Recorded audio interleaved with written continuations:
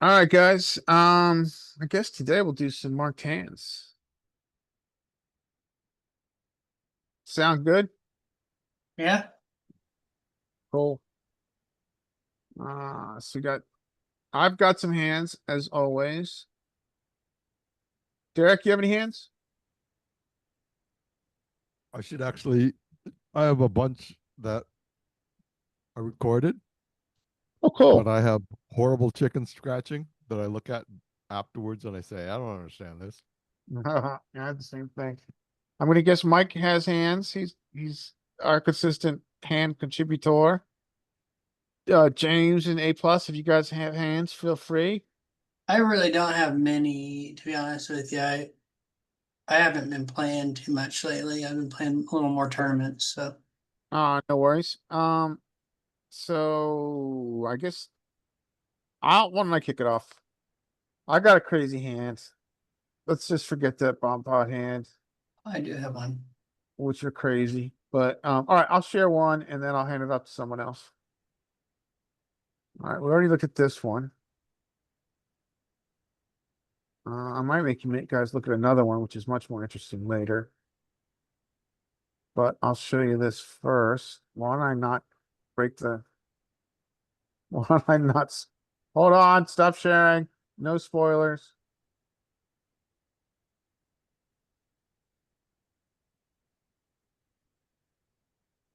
Um,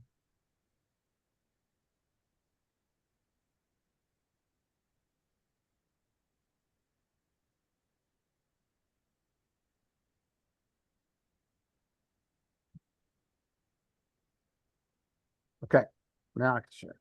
Um,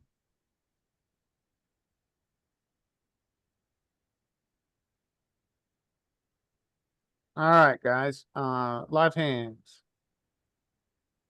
Can you see my screen? Yep, we can see it. Cool. Nice. Hey, plus, how you doing today? Pretty good, man.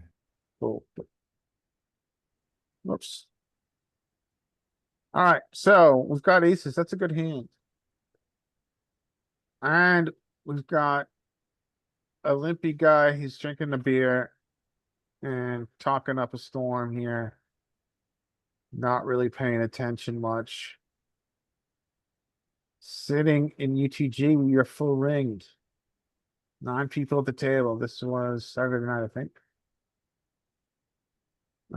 He limps. This is not a straddle. This is a limp. We have an over limper. Gets to us. What size you guys gonna use here? I think I'm gonna make it like 15, maybe 14, something like Yeah, that. something like that. Yeah. So Well, 15, 7 big blinds. I'm generally gonna size up live because I don't want to take any hand multi-way, really, even aces. Derek disagrees with me there, and I respect that. Um, so that's exactly what I do. I use 15. Folds around to the original limper, and this is where it gets interesting. He repops. You get a fold. Pot is 55, SPR is 3. What are you He guys has doing here? queens or kings. I shove it in his face. I think shoving is fine. However, we are in position. And if we look at, so if this were a 4-bet pot, we would have a significant amount of trapping happening right now. Because we are playing in position and the SPR now is very low. 115. Yeah, we can repop it. I think repopping is fine. I think we've got lots of options here. We've got a hand that's gonna win 80% of the time when we get to the when Well, we get when he check to raises, showdown. I don't think he's gonna check raise fold because So most he people limp never check raised. raise fold. I mean, limp and Limp then free raise. raise. I don't when people limp re-raise, they usually don't fold. So Well, this Yeah. is an interesting situation to me because he's essentially saying he has the hand that I have, right? Mhm. I mean, he's saying he's got there's only one combo, obviously, of aces left. But he's also saying that he has kings, because I've seen him do it with kings. I've seen him do it with ace king.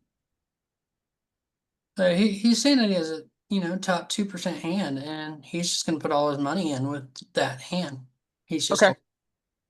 I think you guys are right. I think that we can re-raise, but I also think we have traps at some frequency, right? I think trapping I here don't is think not there. out of the question. I don't think we need to trap because Yeah. I don't think we need to deceive him because he's We- not at that level. I think At I'm least the with you. players that I play aren't at that level. So Yeah. I mean, I just think I'm with Derek here. I think that if anybody, because anybody limp re-raise under the gun just is not at the level. And they're just that you need to trap. I think you're just better off put all the money in. I think that's fine. I mean, I don't. Yeah, I think it can go either way here. I'm checking something while we're talking. so I'd never check. I'd never just call here. I just want to put more money in. When cut off, we range. Let me see if I can bring this up real quick.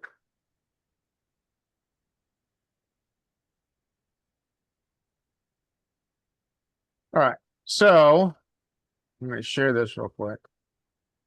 This is not as clear decision as I thought. Stop share. Share. Yeah.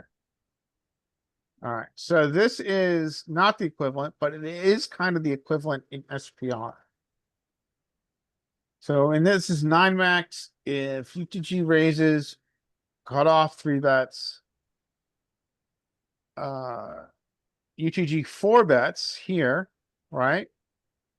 Kind of similar. It's got a very similar SPR. We are trapping at some frequency with aces. We're not doing it all the time. We're doing it some of the time, and we're shoving some of the time as well. So I mean, so obviously solver's not perfect relative to live play, but in this case, I chose to trap because I think the guy's a little bit splashy. And he's drinking, and I think I got a post flop edge playing in position. But I think what you guys are saying is fine. So then we get this unfortunate flop. It's kind of a good flop because the ace is here, ace of hearts is here. We got trips 30% of the time, I think. We're gonna pair up, and he bets small. He bets up 33% into 100. What are you guys Well, doing we here? got odds to boat up. Yeah, we're gonna boat up. I think it's 30% of the time, if I'm not incorrect. Yeah, Uh, if the heart is on the board, so Yeah, you're not worried about a flush right now. yeah. No, I don't think you're worried about a flush. Yeah, Like, I would just put the money in. we And put if the they, money in, it's fine. But I chose to continue the um trap line. I mean, once we take the trap line, oftentimes we're gonna continue the trap line. Yeah. Putting the money in is fine too. I don't really love this. I mean, but he doesn't really have that much queen 10. No. So He does. I'm not worried I'm, about I'm, this. Is I'm he loving still, that king, to be honest. is he still talking? Uh I'm loving the king because if he was trapping with kings, the ace is a scare card. Now you're just loving life.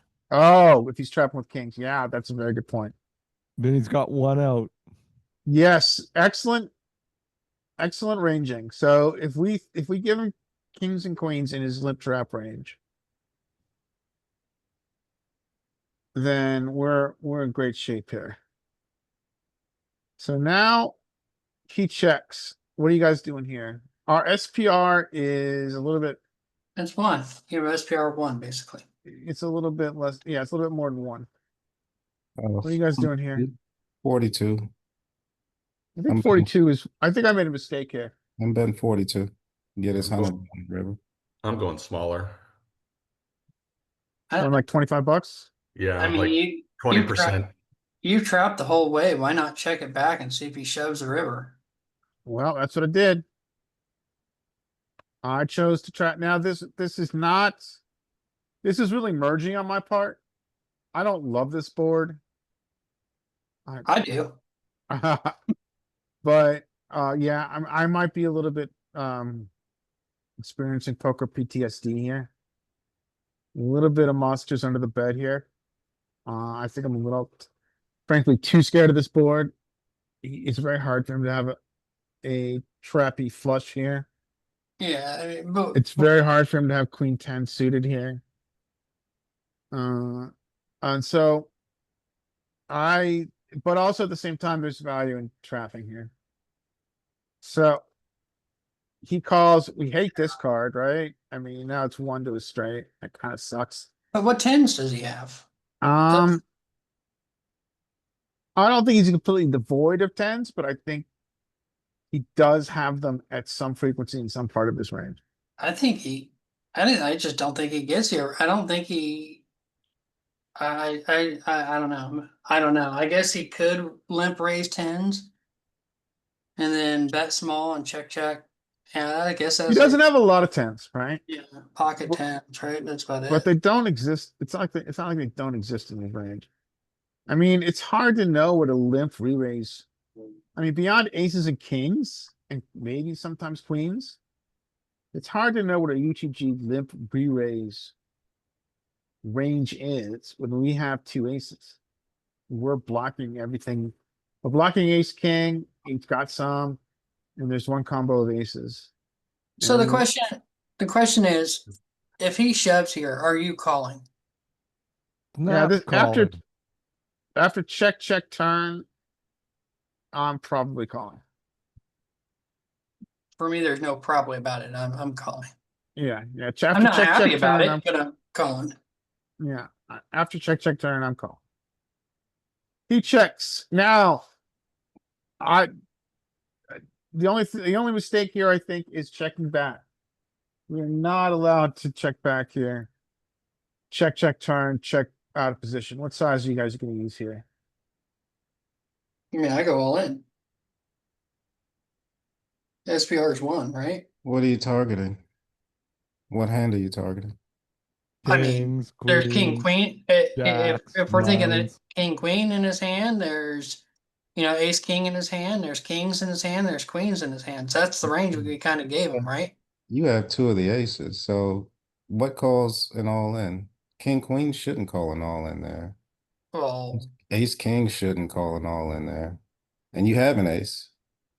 I think if you're gonna would you say that his range here is elastic or inelastic? Is he calling Well, I think it's elastic, and I think it's elastic because it went check turn, check river. so that means you have to target the elastic part and go small. So barring traps, which he does have at some frequency, Hmm. the rest of his range, which is the great majority of his range, is elastic. He's got a capped range. Right. And I think we can argue that a capped range is elastic and sensitive to sizing. Right. So that means you should target the elastic part of his range, which is smaller, not all in. So A plus like the way you think, that's what I did. I bet what? About half pot here, a little more about these, whatever that is, B60, B75. And we get a call. I turn over my hand. He looks at his hand to make sure he loses, and we do not see his combo, and we win. So I think the only real decision here, which I think is questionable, is turn, right? Now, I don't know if, I think my decision was pretty mergey on turn. I think it was based on the fact that he's capped. And I've got a great hand. But I am concerned it's also based on the fact that a lot of stuff, some hands beat us, many of which you guys have astutely pointed out he does not possess, like queen 10 or hearts when the ace of hearts is on the board. But I think I made a pretty mergy decision here, which is half trap, half hoping that we pair up the board pairs. So do you want to get him all in on the turn on this board? Not No, I don't. about your I hand. don't. It's hard. Well, you could argue it's hard to see what call. Like if we make this playing this as a true street game is fine, right? You can make this 2-street game. Yeah. Unless anybody has strong feelings, it can't be a 2-street game. I think this can be a 2-street game here with this hand. Or you could argue it's too good to make it a 2-street game. I mean, oftentimes we're making a 2-street game with overpairs like aces and kings and a 3-bet or 4-bet pot. But here, you could argue it's too good. So make it a I two-street guess the game. only question I have, the only reason you're betting here on the turn is to get him all in, to get all of his chips in.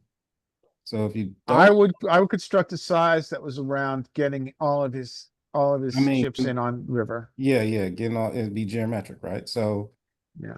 if you don't want to do that, then you wouldn't bet, right? You don't want to do that, you wouldn't bet. Well, the reasons to not bet are a couple, right? The reasons to not bet are Mhm. to continue the trap line, right? Mhm. Trying Well, to what extract do you- value from But queens. since the And ace it'd be is very on the hard to board, extract yeah. value from queens, yeah. Yeah, maybe kings you'd be trapping, but what else are you trapping with the ace on the board? Queen 10. It's not trapping with the ace on the board. Yeah, so I guess it's like, what can he have here that you're trapping? Yeah. Queens, yeah, maybe queen jack. Maybe like, Do you think I don't think queens will call if you bet the turn here. I just don't. But I mean, this guy just has ace king or there's not many combinations of it, but or maybe another way to ask this or question jacks. I is, guess he could have jacks, right? maybe another way to ask this question is this. Is this hand good enough against a limp re-raise range where we're trapping? Is this hand good enough to get it all in Yes. on this texture? Yes, absolutely. So yeah, So then what I is am, normally then I am what- making, I might arguably be making a mistake here. so what is Because then I should be normally what- constructing a size of like like $30. No, it's not 36. So I make it 30. Yeah, 30 is a good size. If I make it 30, it's then what it's 195 in the middle, and he's got 110. 30 would have been a better size and shove river. Yeah, I think that's probably a so better here- play. So here's a question: If you make it 30 and you check shoves in your face, are you calling it? I mean, it seems like you were a little scared of the flush here in the straight. I am. Yeah, I'm feeling a little bit. Well, I think this is merging, like I said. I think But it's a why- I think it's a why are you- combination of knowing the hands that beat me and also continuing a trap line. What what straights does he have here? He just doesn't have queen 10. He just doesn't, in my opinion. I mean, unless Okay. he's Yeah, I think you're probably right. I mean, I think if he has queen 10, it's like 1 out of 500 times. yeah, and I mean, you beat all the sets, and what flushes does he really have here? Like the ace of hearts is on the board, right? Yeah. The So ace of hearts is on the board, so we maybe that- king 10 of hearts. Yeah, maybe king queen. king queen of hearts would be the one hand for that limp. yeah, read. king queen of hearts potentially, but I mean, we do have some pretty condensed ranges here, right? I mean, he is saying, I've got a really good hand, good enough to limp for you to raise or for me to re-raise. King, Yeah. queen is a very, I mean, I don't think he's thinking at this level, but king, queen you can see it as kind of a re-raise bluff here. Or any, and then call. And so any pair with a heart would be a limp re-raise there. He limp re-raise small pairs. Yeah. Who Kings, knows yeah, I mean, king, what's a limp queen re-raise range? suited. Yeah. I think we It's hard to know. know. So yeah, I think I could have played this more aggressively. This hand is good enough to stack off, so I think I made an error here. I think I should have made it about $30 here on turn and shoved river. And if he's got us, he's got us. This hand is too good to not try to get in stacks. Yeah, so we talked about back raise, we talked about back raise last time Scotty was on, and he was like, his stats show that most of the time it's a small pair or, a suited ace or something like that. Oh, limp re-raises? Yeah, back raise. Pre-flop? It's a Yeah, back raise. limp. Yeah, back So raise. I Yeah. think that not to be pedantic here, but this was a limp re-raise. A back raise would be somebody who over limped and then re-raised. So yeah, just so that we are clear on what happened here, this was a limp re-raise. Yeah, which is a different situation. And So Mike is right, is that it's important to be a when I've little seen specific when we're talking technically about poker. when I've seen limp raise, I've honestly I've never seen anything worse than jacks. Uh, It's pretty linear. I Yeah. mean, but also that's why I gave a backstory. This guy's talking a lot. yeah. He's pretty, to use the old term the way my dad did, he's pretty high because he's been drinking. He's in a good mood. So Um, live, we had this conversation last week. Live, I've seen it with, it's mostly small pairs. Fours, yeah, fives, middle sixes, pairs would sevens, be nines, interesting here, middle but this is pairs. going to Yeah. be a lot. I mean, my argument is that a limp re-raise from UTG high frequency is aces and kings. Mm-hmm. And so this is why this hand gets really interesting because we've got aces. Yeah. And he, so he all of a sudden, I mean, this is exactly what you think it is 70% of the time, aces and kings. so he opened it. So that's about, so what do we, so he opened, and did someone open before him? Yeah, No, this is a yeah, UTG limp he re-raise, right? limped. Yeah. Limp, Yeah. limp, over limp. What you described was a back raise, was an open limp, and then a re-raise. So That's a, the back raise here would be if this guy shoved. The back raise would be if a back raise is essentially when someone flats and then they shove over a squeeze. So like if UTG raises makes it 5, and then caller 2, whatever raises, right? And no, and so we've got, you can't really see it here because the names are different, but okay, so a back raise is if this, let's just say this guy raised to 5. The guy called over limping here at the very top, if he called that 5, and then I, the hero, You raised to raise. 15 like I did, And then he shoves. the initial, and then it folds around and the initial razor folds. And then this guy shoves Yeah. on the top. That's a back raise. Back raise implies that it's an overcaller or an over limper that then shoves. Okay, and that would make sense that it's middle pairs, right? Yeah, that would be but that's a different animal altogether. Hey Richie, how you doing? So that's my first hand, guys. I have plenty more, but I am not going to take up the entire day. So if anybody else has hands to share, the forum is yours.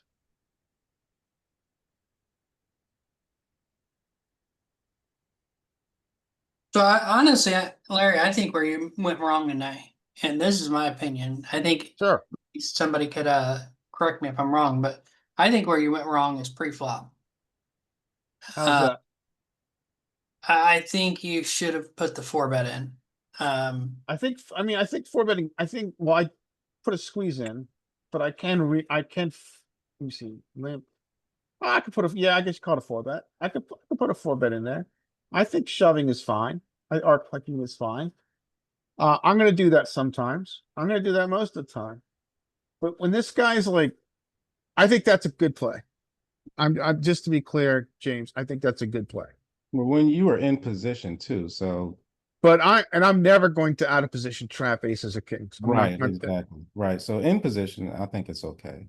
Yeah, in position at some frequency against a certain player type, I am going to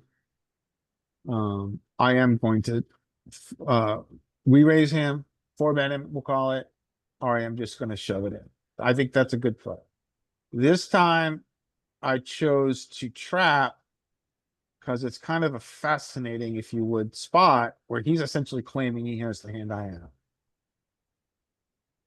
Yeah, I'm not against that, the pre-flop call there as much as some of the others are, because if you're in position, stacked pot's going to already be big enough. I'm just, I'm a little surprised at how worried you were about being beat, and he's just so devoid of any value there. And trapping, I think, is fine if you're just waiting for him to spew away all his bluffs and or his mergy stuff, like if he has queen, like if he decided to limp re-raise queens there, because he doesn't have aces, we know that. He could have kings, and you're loving the fact that he has kings because he's just going to go broke there. He can have ace king, and you're loving that. He doesn't have very many um, combos of ace king because there's one ace left in the deck and there's a king on the board. I think there might be what, three combos of ace king that people limp re-raise ace king with. So, I mean, he just has no hands here. The only thing you're doing is allowing him to possibly realize equity with something like the king of hearts and a queen, or king of hearts, Like king with the whatever. king of hearts. Yeah, yeah, I think you're right. I mean, I don't bring hands here that I'm thrilled playing, that thrilled in the way I play. I bring hands where I think I played poorly. Or I didn't play optimally. And I think you're right. What happens here sometimes is when I realize we're now at a spot we're gonna play for stacks, I can get a little bit nitty, to be frank. Scared, Nit- yeah, scared, man. Scared, nitty, same Yeah. difference, right? Same thing. And I don't bring these to, I definitely don't bring these to have you guys pat me on the back. I bring them because I want to have some open criticism. And I think you're right, Mike. I think this is a hand that we should play for stacks. And I think here we put in 30 bucks and we shove river. Maybe we don't shove river on a fourth heart. But mostly we're going to put $30 in here and then shove river. I think that's the right play. And I think the other thing to think about is that in game, it's important to have clarity about what ranges are, and you're making very good points about that too. I mean, I was aware in game, I was like, it's very hard for him to have a flush here with the ace of clubs here. I'm sorry, the ace of hearts. And it is very hard for him to have a straight, but on turn, I think I need to bet. I think you're right. Yeah, I would have put him at about 40 bucks on turn, 33%. Yeah, I think 40 bucks, 30 bucks. And then he has 100 left, and 40 bucks might be better because it's going to make it easier for him to call a Yeah. shove. right, because he has 100 left, there's 200 in the pot. I mean, yeah. Yeah, I mean, we all have our leaks, right? And so I'm not one to be quiet about them. I bring them here and talk about them all the time. And definitely in this hand, I should be playing for stacks. Nobody bet the flop. I bet flop. Yeah. No, the other No, guy you did. called flop. Oh, no, he bet flop. He bet flop when I called. How much All you right, got? guys. Who's gonna share their leaks now? I'm done with my leak for today. I've got plenty of other leaks for later. All Yeah, right. I just don't have any. All right, if nobody wants to step up, I'll bring a few. Mike, as Um, always, is stepping up. Yeah, and again, I have hands that I've marked, basically just kind of V-pipped hands. I don't know, there's nothing special about them in terms of there's no theme to them. It's just a chronological order from a recent session. I've done a quick review and marked them because I have questions on whether we played it correctly or what we should do, that sort of thing. So here we are in the big blind, and we get a limp and a complete from a broken stack in the small blind. Looks like it is just our second hand with this villain. So anyway, we got ace eight suited. I am going to raise this every time versus these limpers like this. Uh, Stop me if you think that is not good. I And we think, get, yeah, yeah. I think this is the way I'd play it. And so we get the call from the completer in the small blind. Get the king high flop. We got a little back door going on here. I think I will default to C bet here. I'm sure there's some argument for checking back, but I do C bet. I would go bigger. But I don't think it matters that much. I would go like 7 or 8, but I think this size is fine. Okay. I think I'm checking back like maybe 25 or 30% of the time, Mhm. and then betting small the rest of the time. That's probably where my strategy lies, is similar to that there. I could definitely see checking back here. We get to call. And we get that turn checks to us. This is where I have questions. So the stack size is basically 2 to 1 here. The SPR is 2 to 1. Yeah, it's pretty awkward SPR. Um, so the first question I want to ask is after he calls that sizing, so this texture doesn't allow for, I think, a lot of draws where you're winning. Maybe 6, 7, that's it. Maybe like 9, 8 with a backdoor flush. Yeah. I And mean, this is a then, pretty dry, it's pretty dry texture in the sense that it's dry static, I guess, in the sense that it's hard to see where the draws are on flop. so yeah, on the flop. Yeah, for sure. So, like, when we think about ranges here, okay, he can have all the middle pairs, all the stuff from deuces to sixes, sevens, eights, nines, Yeah. somebody that limps and then calls on this flop. Okay. So those are your um, kind of stuff that we can put pressure on here with this turn and a bet. And then we have some Broadway type But um, do cards such as Ace X, Ace whatever, where they float.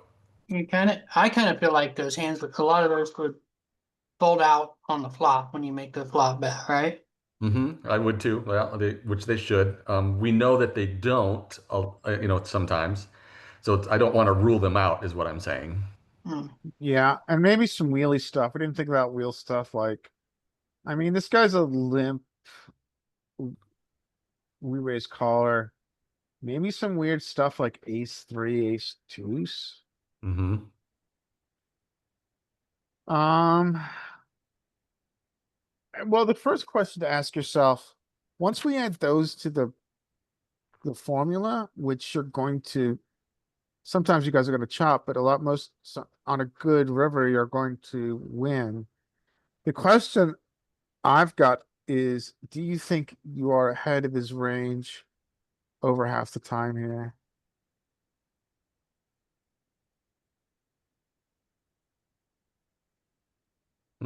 I feel like it's probably close to 50-50, like equity Yeah, wise. yeah, I think you're right. Um, this is a very interesting spot. I think you can go either way here. frankly. But the question becomes, if you do choose to bet, do you have enough behind? Now that I'm thinking about it, Mike, I think I like a check back and see what he does on river, because the SPR, if you bet here, you're just not gonna have enough ammunition maybe to fold out sixes and sevens and eights. Mm-hmm. Yeah, because if we go B50, pot's going to be somewhere up into the 48-50 range, and then he has our bet would be like a B60 on the river, so Yeah. significantly less than pot size, and that's not probably going to be enough to get eights, nines, sevens, unless the river card's a really good card for us. I personally feel like I'm checking back 100% on the turn here. Yeah, I think when you take into consideration the awkward SPR, I like a check. So You that do? kind of removes a lot of his thick value. Not a lot, but a little bit of his thick value. What does he do? So then he leads for less than half. All right, so now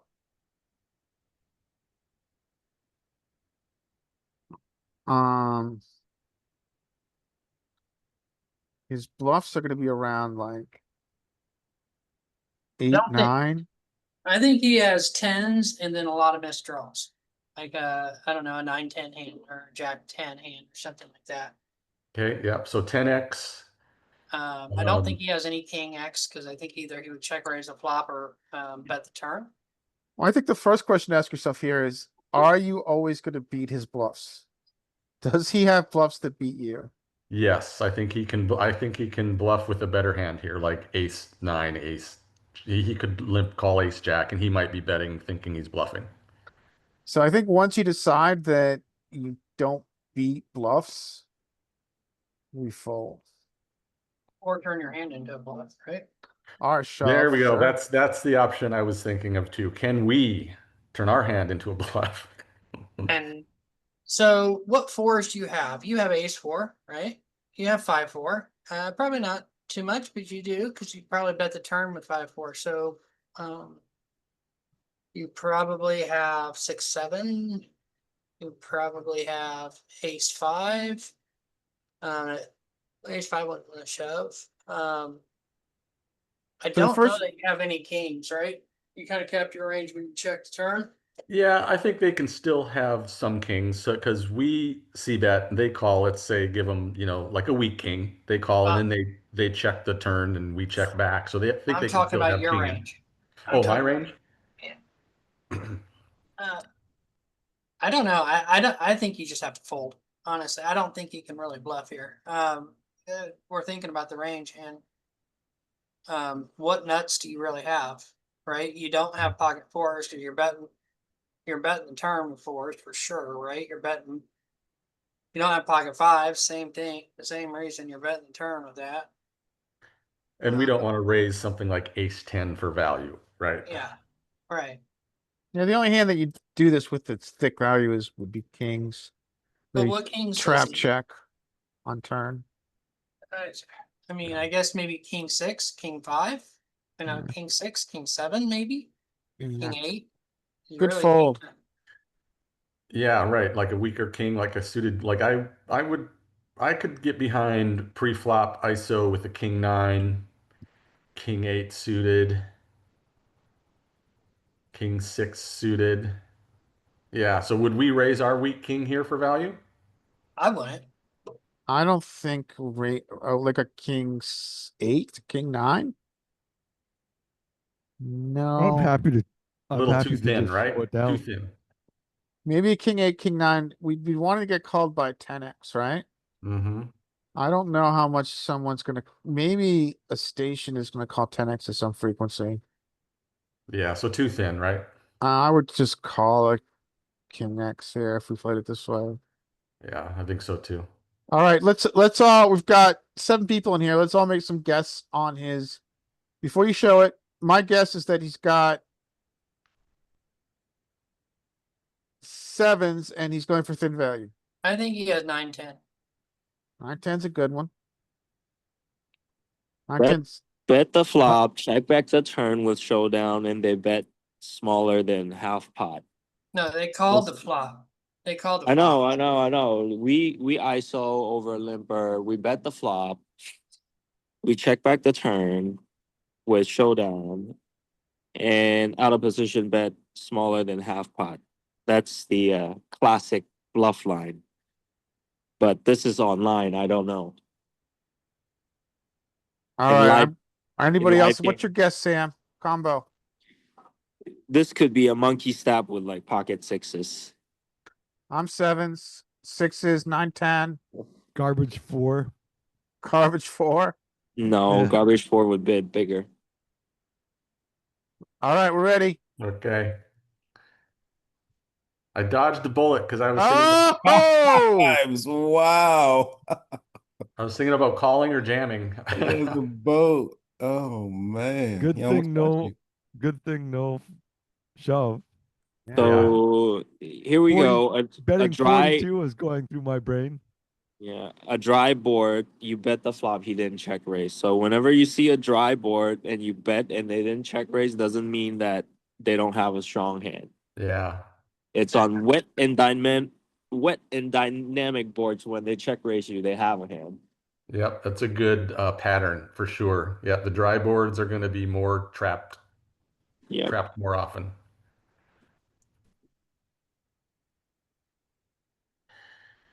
Okay. Queen's here. Okay, we get the call. Let's see, what do we got? We got 15 hands, nothing crazy. Overpair, 10 high board.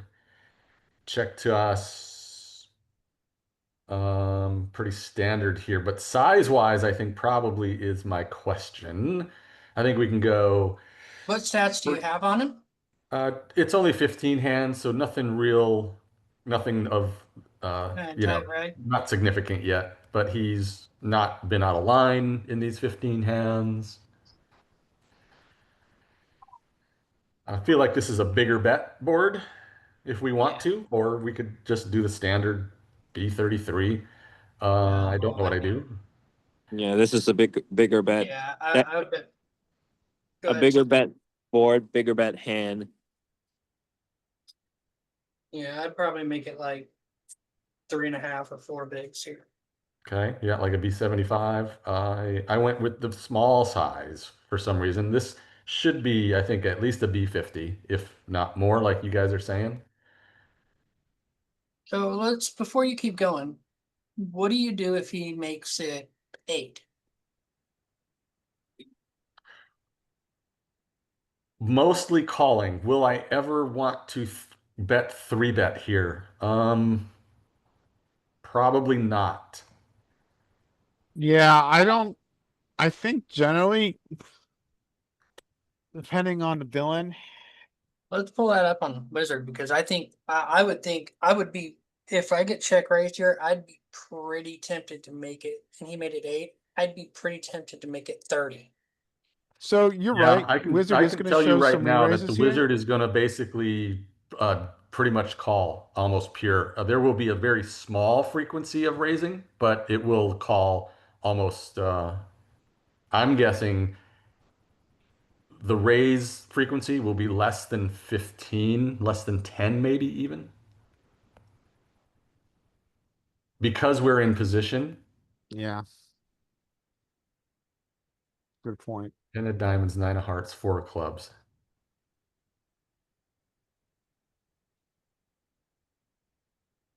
So they check. Let's see. Wiz likes.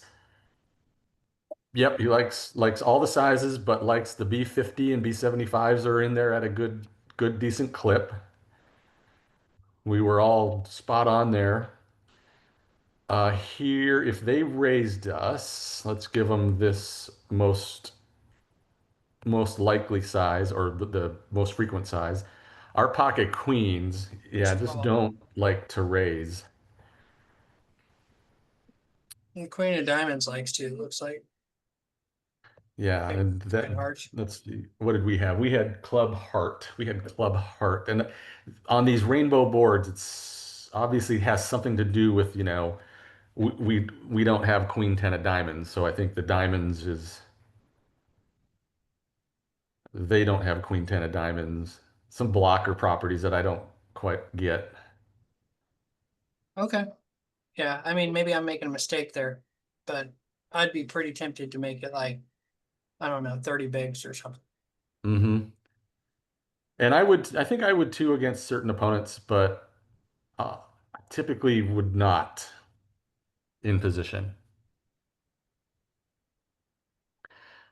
And then so we've got to the turn here. King Jack is a potential hand that we don't like, but we are just way too far up in value here. Size? 13, 14. Okay, overbet. You like overbet? Yeah, oh, that's fine. So if you overbet, what are you targeting? King Yeah, Jack? I'm not a fan. I don't think theory gives us overbets here. I certainly could see overbetting as an exploit. Mhm. I mean, really, the only hand you're worried about, right, is what? Maybe Jack 8 and King Jack? No, it's Yeah. not. It's not the hands that you're worried about beating. It's what calls you if you're overbetting. There we go. That's the answer. Well, I mean, There's two pairs there. there's a flush draw. So if he had somehow a backdoor flush draw, he's probably calling over bet. You know, Queen 10 is calling, 9-10 is calling. Some combo You know, draws. Yeah. So you bet he calls.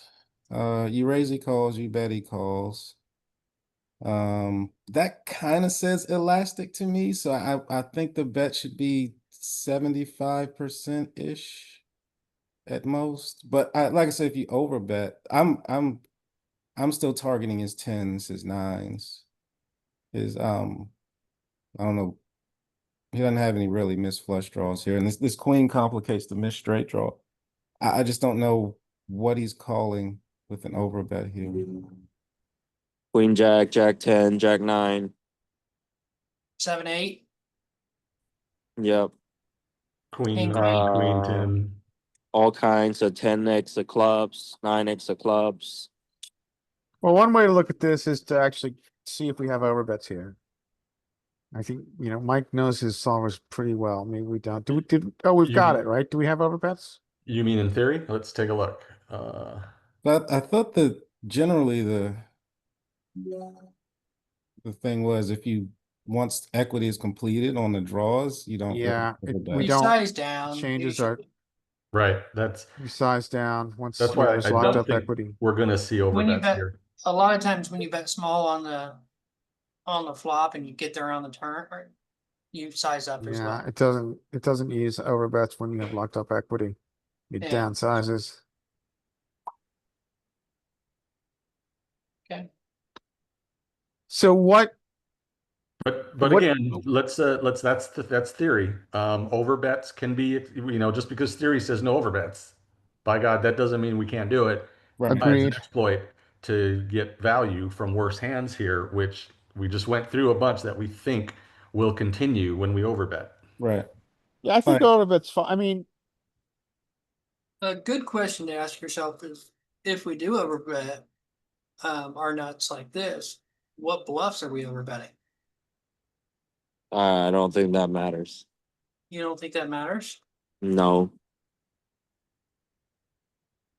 Sam is in the school of goon, which is not really That guy, like, balance doesn't matter. They don't this. Yeah, balance. the school of goon is not about balancing your bluff sizing with your heavy thick value sizing. It's about Exploiting. it's about understanding what they're gonna call and when and what's gonna generate a fold when you want it. Yeah. Yeah. They just don't have this concept. He has discarded the concept of nuts and bluffs have to match sizing.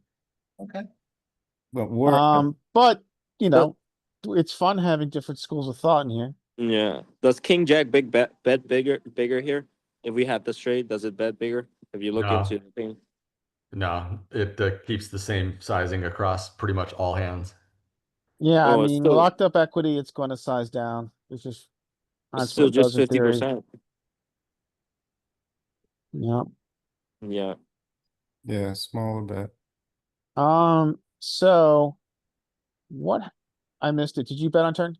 I haven't bet yet. I just wanted to show his combo, and Okay. if we saw this, if we saw what he had here, just like if we somehow knew, what would we do? Would we Oh, that's an excellent question. We would use a bet small tiny size. We would use a B33 or check? or even check. Yeah. But I think I'd probably go B75, I'm I guessing. don't like a check though. I don't like a check either. But that's all it took. Yeah. So I think that was just the sizing question on flop and turn was the How much is solver using trap check in position on turn here with the nuts? Uh-huh. like little bit. 10, 15% ish. Yeah. Okay. But you know, choose your poison.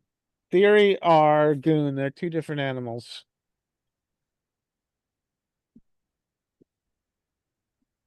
Okay. I can keep going. Somebody raise their hand, let me know, and I'll stop Derek, and you hand had it over. did you have some hands that are in a replayer? I'm just shoving them into the hand replayer. You're doing it now? Yeah. I can show you what I got so far. Well, just one now. You just finish up, and when you're ready with some hands, just let us know. Okay. Anybody else? Why don't you do another, and then I'll show another. Okay. So we raised the small blind, got called. Broken stack. So this is blind versus blind against a broken stack, top pair paired board, right? Yep, exactly. And only 7 hands on villain. So here's where we are at on the flop. This is typically going to be c-bet by me more often than probably solver will do. Solver will check back a lot. They'll bet small. I'm guessing I c-bet here. Anybody else just straight up just always going to bet or ever checking? I check more than I think I check more than solver here. Now, Uh, Looks like I wound up checking. yeah, I don't. I mean, we know from looking at theory, we've got everything mixed up here. We got checks across the entire range. I don't know which is better. I mean, I think what's happening here often in theory is that we've got a wide range versus wide range. I think I'm And just so solver likes to play defensively in that situation out of position. Yeah, Yeah, and we a lot of really good players advocate just checking range. Checking. Yeah. Yeah, which is, you just get to understand a lot more about where they are. I mean, a lot of times they're gonna have fuck off bluffs in this configuration, Hmm. and we gotta be ready to hold on to our pants, but I think it makes sense to, I mean, I don't know. I feel like I'm betting small there on the flop. that's fine. And maybe I'm a fish because I'm doing it, but No, I think- there's okay. definitely not anything wrong with betting the flop Yeah, different. I mean, it's fine. I'm surprised I didn't because I will default against poor players. I will default to betting value. Like if I'm against who I know somebody's going to be competent, I will absolutely check way more often than I do against unknowns. Now I have a question for you there, Mike. Is that because I can think of two reasons to that. The reason I think that you maybe would check to a fish is because they're going to be linear with their range and you're going to understand where they are. They're not going to have trap checkbacks and they're not going to have enough aggressive bluffs. Whereas a regular who has got an equivalent or higher skill set is going to have significant bluffs in this configuration. And so you're very happy bluff catching this hand. Oh yeah. Is that the reason?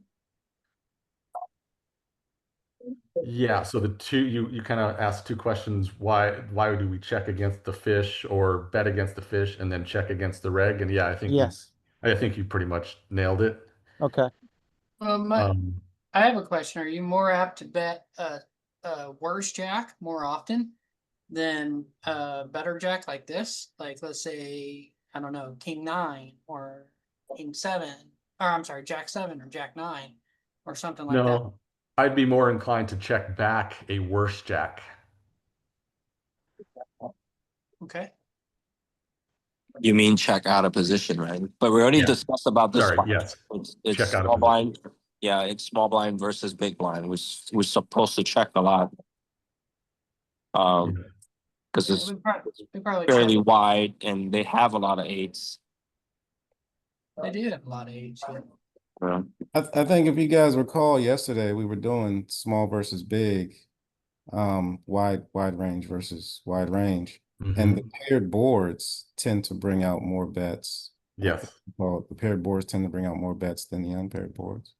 Yep. Yeah, but it's the high card pair boards like queen, queen, and king, king, and jack, jack. I'm not quite sure about 8-8. Yeah. I don't know. I don't know. I'm probably betting too much because I think I'm probably betting like 2 bigs here. I mean, you have to solve it up. You could just plug it in. Yeah, I'm probably betting it like, I don't know, 75% of the time or something.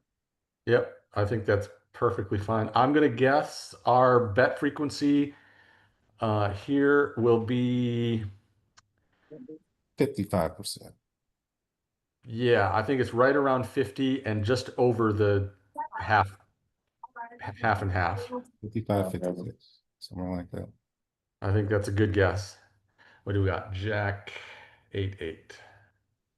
Spade, diamond club, I think it was. So it's rainbow.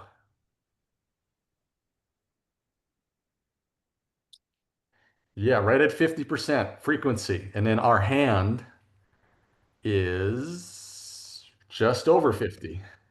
I didn't know. Yep. So you nailed it, A plus. Now we can deviate from this obviously, and like I said, I'm surprised I didn't because I would normally just bet my value hands against players that I don't know or that I would consider not great. So I'm a little surprised that I checked this one.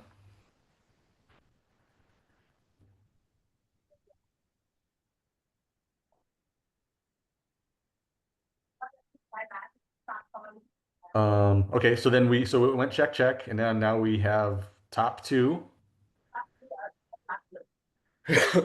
Gotta bet.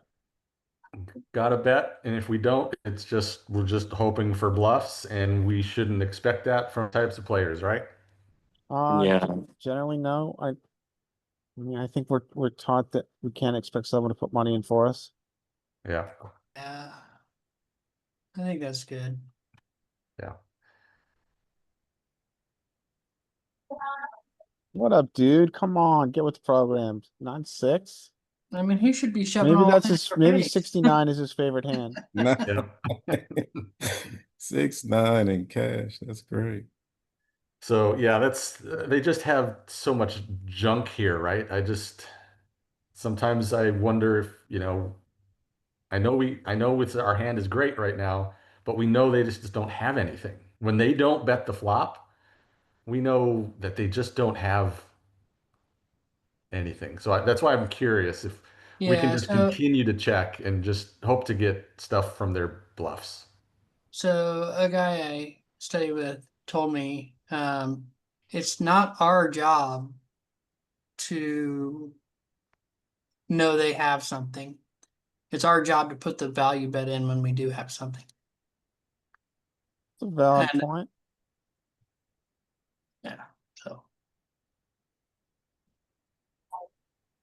I don't know. Maybe it's wrong, but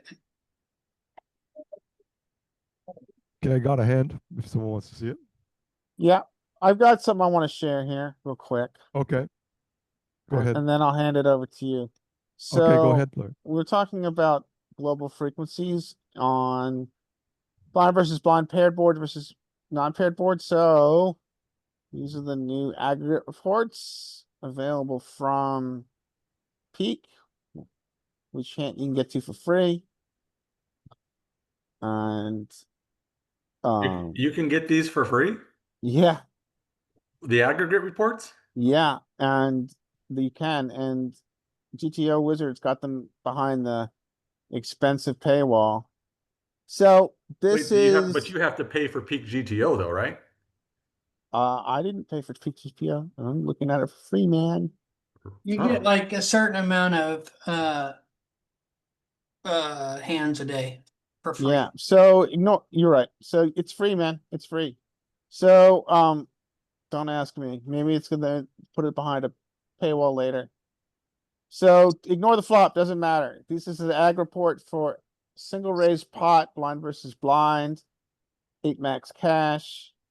Let's look at global frequencies paired versus non-paired board, just and then we'll give it to Derek. So this is overall, right? We are checking 57% of the time out of position across all flops. Let's make it paired. It jumps down to 41. So we're betting a lot more, is what I'm reading Mm-hmm. on paired boards. Yeah. And then let's hit it to non-paired. And it's a little bit more than average. It's 61. We check. So we are betting more on a paired board, which, if you think about it, makes sense because there's less pairs for them to have. Yeah, and then so can we tell if there's sort of a inflection point when it's say it's queen X versus 3 X? Board type, high, low. In other words, yeah, there you go. High, low, and then low, high. Or low, mid or something. High, low. Do they still? Yes. High, low paired. We are betting 63% of the time on high paired. Okay. Now, do you want to look at low, high? Yeah. Not ace though. Low. Does anybody see low, high? Ace. No, we don't want that. There's Low, mid, low, high. low. Try mid, High, low, low. low. High, low, There you low. go. Yep. High, low. We are betting a lot. 60. Oh, Yeah. betting way more. Yeah, I would.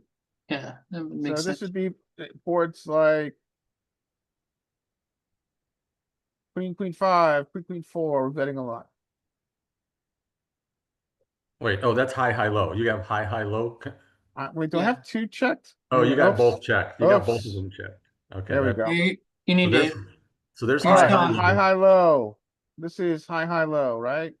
Yep, Yes, correct. high, low. We are checking. We are betting a lot. We are betting 63 plus 3. We're betting 65% of the time. Yep. Now let's uncheck this and look at high, low. Now we are betting More. even more, 70% of the time. Yeah. On like It's, 5 ace, 5 queen, 3 I'm- jack. High mid is where it starts checking a lot back, I bet. So, okay, we'll do one more and we'll pass it to Derek. High mid. High mid, we are Yeah. mixing halfway and halfway. All right, Derek, show us some hands. Live play Saturday night in Okay. upstate New York. Let me just get my poker thing. Did I leave the page?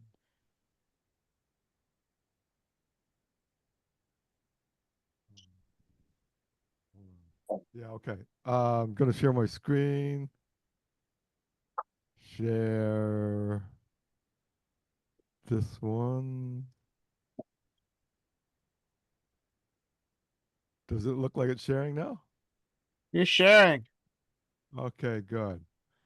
Okay, sat down. Look at pocket kings. The other view was better because we could, Let me just change the view. Hold on. because it was bigger. But it's not a big deal. Crap, did I lose it? Maybe hit your forward button again. Uh-oh.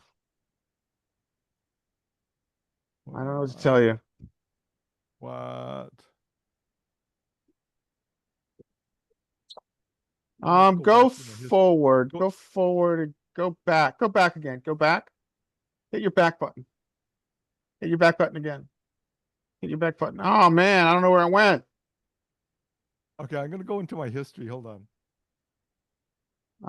Okay, unshare. Don't show us your history, unshare. Okay. Unshare. Hold on. While you're unsharing, I'm gonna show you a trick to do with this. So you unshare,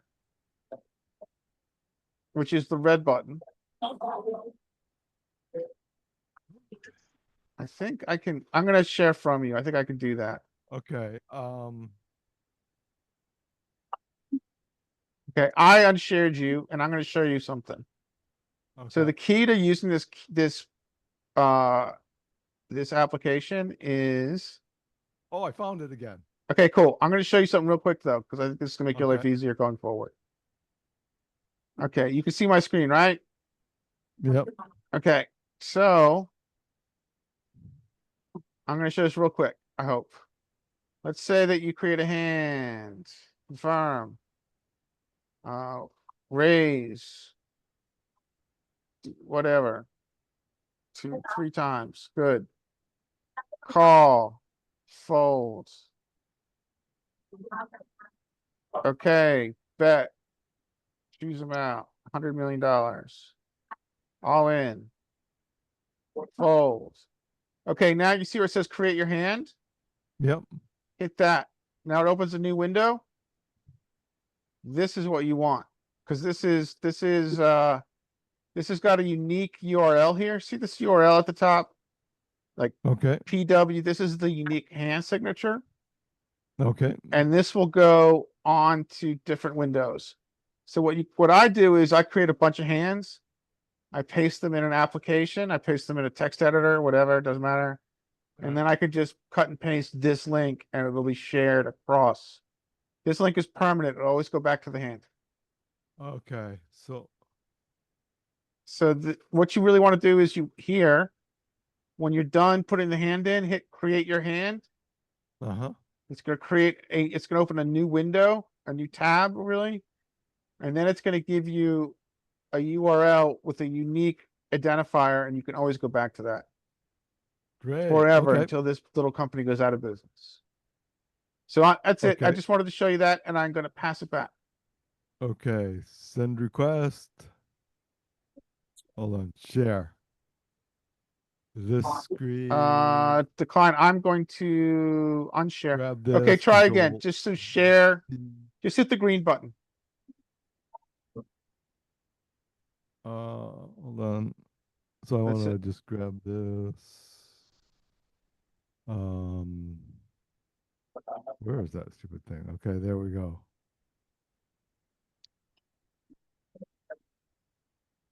Am I sharing now? No, not yet. Okay, let me just go back into this. Yeah, okay, share, green. Share screen.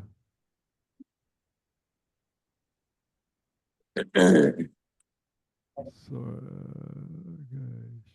okay, so I saved this thing. Okay, so And yeah, then I that unique click URL. this, That's your Control hand. Yeah, just you C, can go copy and back paste and that. You got a permanent record of that paste hand. this in. Yeah, just paste it into a browser. Okay, can you see my screen? We can see your screen. We can only see the notepad right now. We can't see your browser. Okay, let me just find this thing.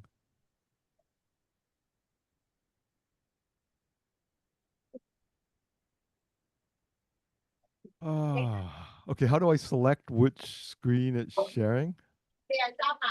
Go to share, and then it's gonna let you pick. Well, you could stop sharing. You could stop sharing and then share again, and then Okay, pick which browser window or so which go back into application you want to Zoom, share. share this screen, share. Okay, does that look right? It does. Well done. All right, we got the hand. Okay, only took If me you a could certain thing. just okay, that's perfect. We'll go with that. All right, you've got kings. Okay, so under the gun raises. So right now I'm ranging him to be fairly strong, but I don't give a fuck because I have kings, right? Yeah, sure. So I bet. Yeah. I love it. Good sizing. Small blind calls. Think, what the fuck does he have? He Yeah, can't this have looks ace like, king. well, let's range him as a group. We already have ideas in our head what this is, right? So my argument here, and I'm curious what other people think. These are middle pairs for a gambler who's trying to hit a set. What, Sometimes suited connectors, but often middle pairs between 5s and 10s. is this Yep. alive? Like one Yeah, three? this is live. This Okay. is Saturday night. What do you guys think Saturday it night. is? This is Well, a fairly quiet table. I'm gonna say similar to what you said, you know, a lot of middle pairs and, you know, 10 jacks and, you know, 7-8 suited and stuff like that. Maybe some sort of, depending on the player, maybe some sort of, you know, ace 4 off, or Yeah. ace 5 off, something like that. I mean, sometimes this is going to be a guy who decided when he saw his hand, he wanted to play it. And he Yep. doesn't care what happens in front of him. He's just going to play this fucking hand and put money in. Yep. But we're supposed to think this is super strong. Someone under the gun raises Yeah, he should and be, then but gets re-raised. Three some bet. So people he's aren't cold positionally calling aware a and they three look at the bet. hand and they just say, I'm going to play this hand. Right. So he's so he's not he's very elastic about shoving money in. Yeah, or maybe he's a little bit more subtle and he says, okay, well, this hand has implied odds. And I feel like gambling tonight after my third Budweiser, so I'm going to flat with my 7s through Yep. 10s. We or my don't think 5s that, through 10s. but we don't want to go broke with one pair hand. No, we don't like this. I'm of the opinion we want to play aces and kings, you know, and big pairs. We want to play heads up, but we don't get to do that this time. All right, so Okay, so this we got there are sets here, no player one, aces, player lots three. of sets here. but you know, obviously that's going to happen not that often, but it will happen at some frequency. Yep. But you have position. That's really important. So what happens? Right. So check. We make a tiny bet. I don't like it. So what size did you use? Into what? B20. We I bet a th- quarter pot. I am not as I respect James's opinion here, but I am not as quick to dismiss this size. Yeah, I I don't think like this it at all. I don't think this size is entirely bad. I I think mean, the most important thing is what so you're playing 120, your effective stack here, let's say is did these guys both cover you or do they both have the same they both had 600 yeah, bucks the effective stack is 200 big blinds. and you're playing 1-3? Yep. Okay, so everybody has 600 bucks. All right. Well, effective. Yeah. Okay. 'Cause So we just sat effective. down. Okay. So I don't think this is a bad sizing.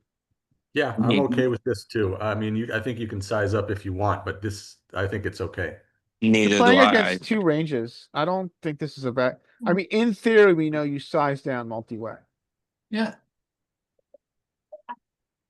That's what I'm thinking. Yeah, I don't think. I If it mean, was heads up, I'm wanting to I get- think half I'm pot wanting is to get fine. check But raised. I'm wanting to get check raised. I'm making it like 15. yeah, I don't want to get check raised here. I mean, if someone's checking raising you with multiple players in the hand, I'm not too comfortable with my overpair. I don't think you can make them check raise in a multi-way 3-bet pot. They either have a value hand or they don't. I don't think your sizing matters. I think our sizing here is just not to scare like worst hand away. Like by taking this size, I think it's good. We could go a little bit bigger, but I think this is fine. Multi-way 3-bet pot. Yeah, I mean, it's a yeah. You're not. You like having kings, but you're playing against two ranges. yep. Yeah. So what we happens both got now? tens and nines are both in their ranges, so Sure. call fold. Oh, okay, so that's interesting. So this hand is much stronger because he called next to act. Yep. That's a good point. Yeah. Call Also, with someone behind. but he didn't immediately check raise. So, I mean, in Goon World, we can discount some thick value tens and nines at this point. Yeah, like He has a lot of one pair hands. Yeah. Now, I think that that's an interesting card. Let's see what he does. So I don't like this 10. You shouldn't. I don't either. And Yeah. if Villain was good, he could donk this and just really put pressure on you. Yeah. Yep. He checks. But I don't think the villain's good. No, most people who flat three bets are not good. So I'm gonna try to squeak out some thinnest of value here. Okay. So One you pair. bet So what do you, 100 into what? 280? Yeah, 280, and I get called. what do you All do? right. Do you fold if he shoves? Now he just flats. He just flat No. calls. I'm saying if he shoves, do you fold your kings? Oh yeah, yeah. This is a bet fold situation. I'm bet folding here. But Okay. he snap calls. What He is his calls without range? any sort of thought or hesitation. So there's a lot of timing arguments that a snap call is a draw. That's what goes through my head. I think that he's got a draw here, 100%. Like he all of a sudden has got like, I mean, I probably doesn't have a combo draw, but I don't know, whatever. Doesn't. Maybe Yeah, two. we got to be careful of just pinning him on just one hand. I mean, he can snap call with pocket jacks, with pocket queens. He Yep. can snap call with ace nine. yeah, Yep. pocket pocket jacks, pocket queens makes sense too. Mike's right. We can't say he's got one. This is one specific hand class, but we're playing a game of limited information, so we try to extract what we can. So I was thinking I was going for the absolute thinnest of value here, but Mhm. he snap called me with what I think is probably a draw. Then this happens. No, we don't like that card. So what happens now? So he checks to me. All right. Do we thin value? What do we do? I think I check Um, back. I think a check. I think let's see, what has he got behind? 430. So I think we bet. So, okay. He snap call turn. Yep. He How didn't often even is he think about it. trapping Didn't 10x? hesitate. Pop it right in. How often is he? I don't. So when he, okay, I understand people discounting timing tells. That's fine. Timing tells probably a more important live. When he's got tens here, he may trap, but he's gonna think about it. And there was no Okay. thinking that goes on here. Let me This just say ace sucks something. balls, right? Yep. He If would you're have thinking he to. has a draw, what's the most common draw here on the turn? Ace X of hearts. I mean, Yeah. he could run into some kind of like an ace jack of hearts, ace queen of hearts. He could. So I noticed that when the ace hit, he sat up and wagged his tail That's important. because I was watching him. That's Oh, important. well, So then that makes it he super sits up easy. and Then. wags his tail, right? And so I think there's no way I'm betting into this. Yeah, when he sits up and wags his tail as you described, then we check that. Yep. So actually, you got it right. I think he played it great. Yeah, you got it right. He has ace queen of hearts. And he takes it That down. makes sense. But here's the thing that I think I might have made a mistake. I usually almost always fast roll bad players. Do you know What what do I you mean? mean by Like you didn't show your hand or something. It's the opposite of slow rolling. I show my hand first. Yeah. why do you do that? It creates a friendlier atmosphere, I think. But you Okay. lose a doesn't- lot I of don't think they information. take advantage of the information. But you Yeah. lose. Yeah, a because it lot. doesn't matter because they're fish.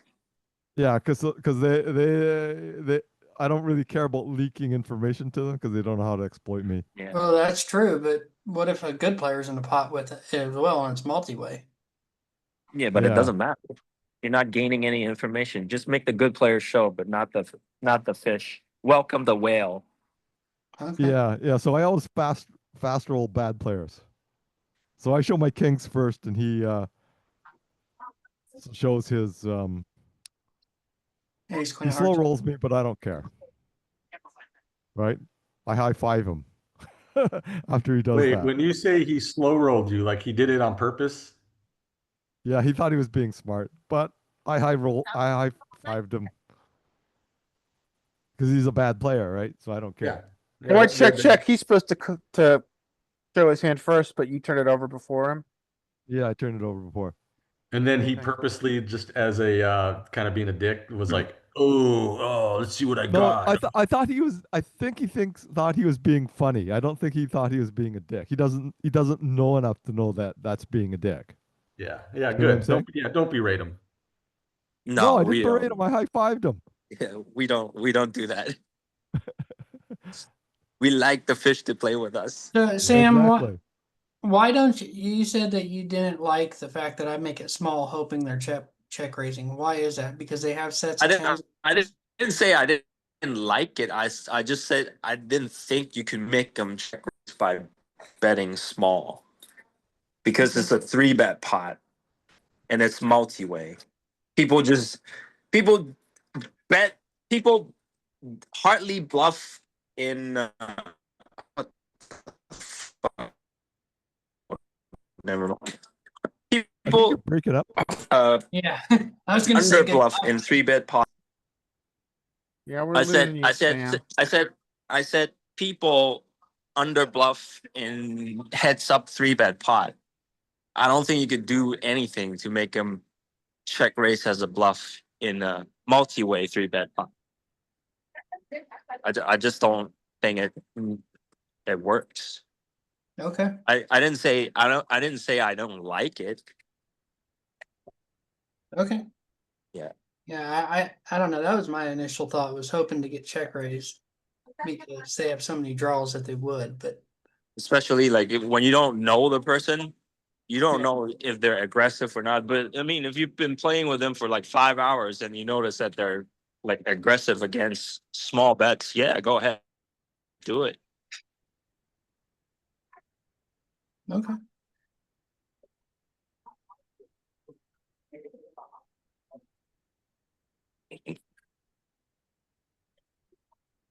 All right.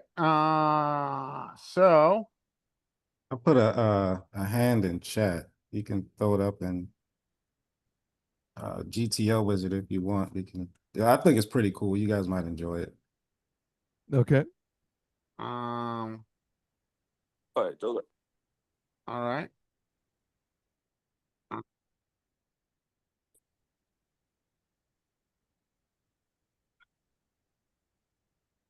Mike, do you want to volunteer to upload this to? I guess I'm volunteering you. If you want to upload this. You're playing on ACR. I recognize Sinking Boy. He plays all the time. Mhm. Is it safe to play on ACR? Well, it depends on who you I ask. thought it was a Chinese consortium that's incredibly corrupt. Oh, It's based in Costa Rica. Is it a Chinese consortium? I don't. It's I think it's I don't. I'm not sure who owns the back end. All I know about ACR is that what ACR has done with me is that they've given me a virtual anal cavity search to prove that I am a human. Okay. And really? yeah, it was pretty intense. They what they did with me is that they said, "Hey, we need you to do some stuff. We need you to answer all these questions about your history of poker, about how you learn poker, about your thoughts about these different poker situations, and send it back to us. And by the way, we've frozen all your money and you can't get it until you answer all these questions. So I answered all the questions and they said, okay, good job. Thank you for answering all the questions. You've passed this part of our verification process. Now this is where it gets interesting, guys. Now they say to me, we want you to record yourself playing on our site for 2 hours. We want you to do it by using OBS to record your screen while you're doing it. And then concurrently at the same time, we want you to record yourself with some kind of video recorder doing the same thing. Holy crap. And so that's what I did. And then a month later, they said, okay, you're a human. We don't think you're cheating. We've released your funds. Enjoy playing on our site, sir. Wow. What did you do? Did you use a solver when you were playing? Did I? Like, You did must I be using a during the, like, solver. did I during their anal cavity search? No, I mean before that. Like this guy was winning too much. He must be using a solver. I was definitely that good. Okay, I've got your hand up. I'm going to share it now. We're going to share your hand. Well, that's what they're saying I was doing. Was I doing that? I doubt it. Well, actually, was I doing it? No, I wasn't cheating. But they certainly thought I was, or they thought the potential I was, because they're checking. But I did not use a solver in game. No, I'm not smart enough to use a solver in game, man. To use a solver in GTO game, you bot. gotta like think. You gotta like have 2 screens open and shit. I don't know how to 2 screens open. Gotta be fast. And I passed. Yeah. I always have at least 3 screens open. Okay, but probably not one of them is GTO Wizard. I think a lot of people do use a solver on there. So I solve hands while they're fresh in my mind. So I'll play a hand and then I'll solve it directly after. So I use GTO Wizard, but I don't use it to play the actual hand, because then what's the point? And you Okay, just so here we are. We've got 6s in hijack. I'm gonna let you narrate this hand once we get a flop. Okay, you get properly 3-bet. Right. I call. Okay, you call. Mm-hmm. Ace 10-9, I check. Standard, right? Well, he checks out of position. You check back. No, I'm hero. I'm hijack. Yeah. So I I said check. he checks out of Oh, he position. checks out. Is this right? Your hijack in position with 6s, right? Let me go back and check this. I thought I might have been I don't know if they copied this right or not. But all right, so we'll play it like this. So yeah, so I check here. I check here. Yeah. Check is fine. We can certainly turn this into a bluff at some frequency. Mm-hmm.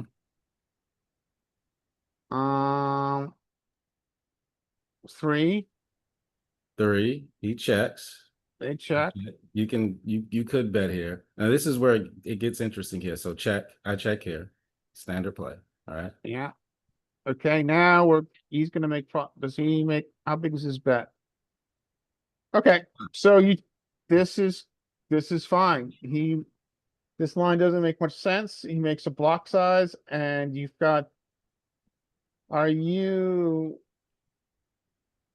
unblocking bluffs and are you blocking value? Well, you are blocking value in the sense that he doesn't have the spade. ace-6 of spades, Right. right?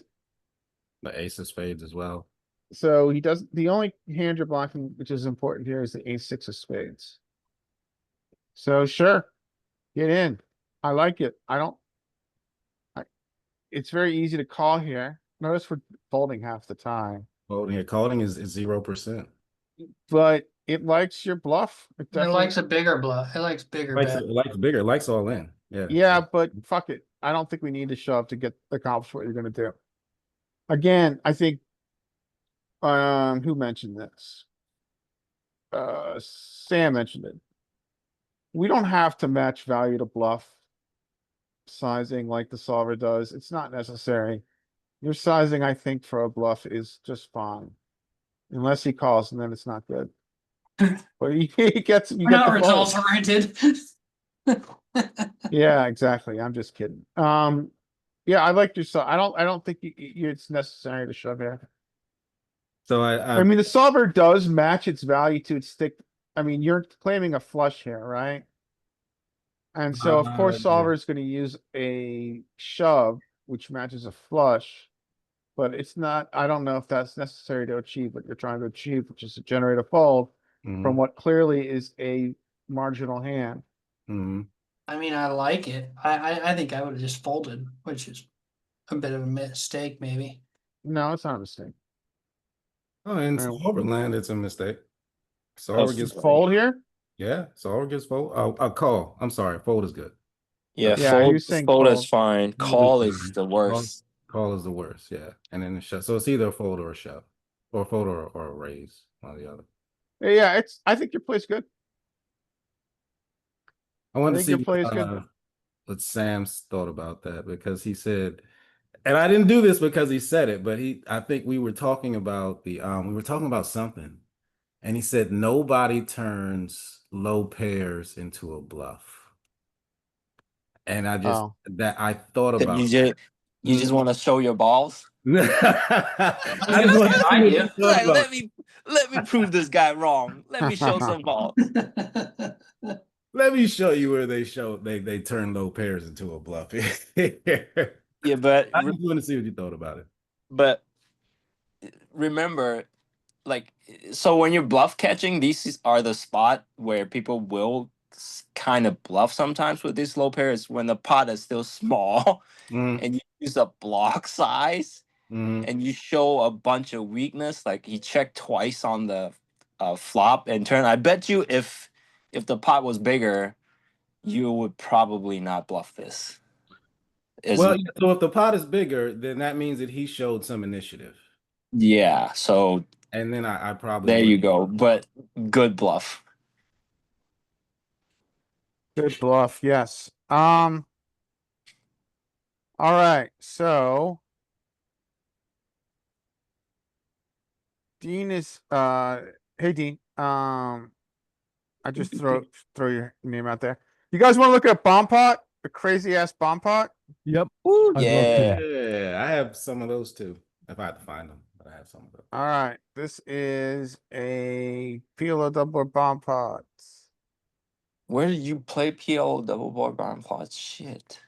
So so two places. I play them online in a club. If send me a DM and I'll send you the link to the club. No, I'm not joining any club. No Okay, time. that's No fine. time for that. But in Texas we play about every Oh yeah. orbit. We play a bomb pot, so it's every 15 minutes. Oh, you play in Texas. That's why. Play in Texas, they love them. I thought they were in California now. Are they? I've seen I've LA, seen yes. the vlogger. I don't remember his name. What's the name of the vlogger that is vlogging for Hungry Tommy. Horse? Tommy. Tommy. He plays them in California, Yeah. but he's playing in LA. He's playing at Hustler. So I play them online. It's very hard to beat them online, frankly, because the rake is absurd. But I play them online just to practice. And this is a very interesting one. So what they do now, by the way, is that you can't see your hand until it's your turn to reduce collusion. So we get this flop, we get a check, broken stack. It's important to notice that big blind here is broken stack. The fuck you can't see your hands? Well, it makes sense. You can't see your hand until it's your turn because they'd want to give less time for people to collude. Collusion in double board bomb pots is really important because card removal is really important, right? Yeah.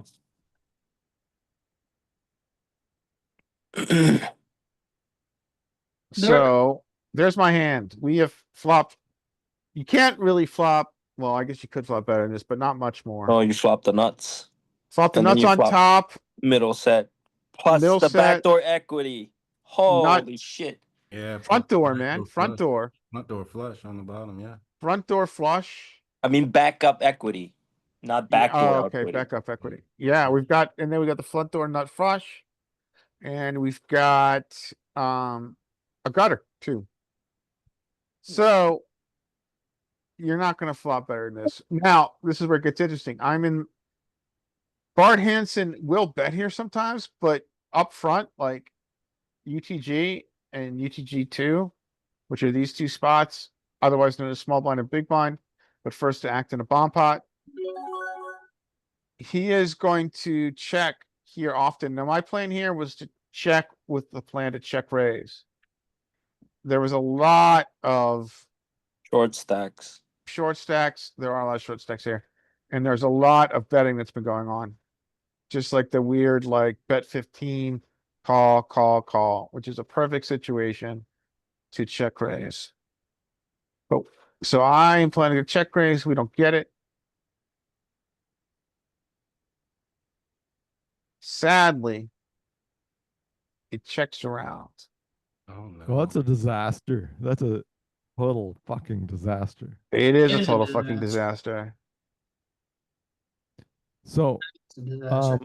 but you have no indication that people will bet. So why are you trying for a check raise? Well, because of the reason, Derek, the reason I said before, this has been a loose table.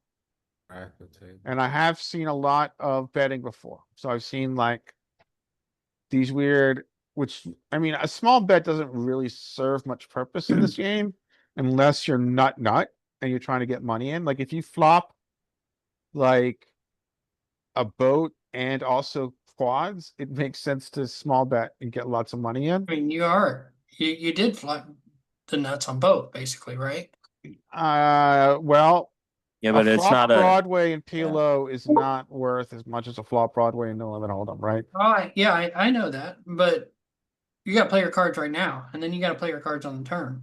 Well, that's true. So I'm attempting to play my cards by check raising here, but that does not happen, sadly.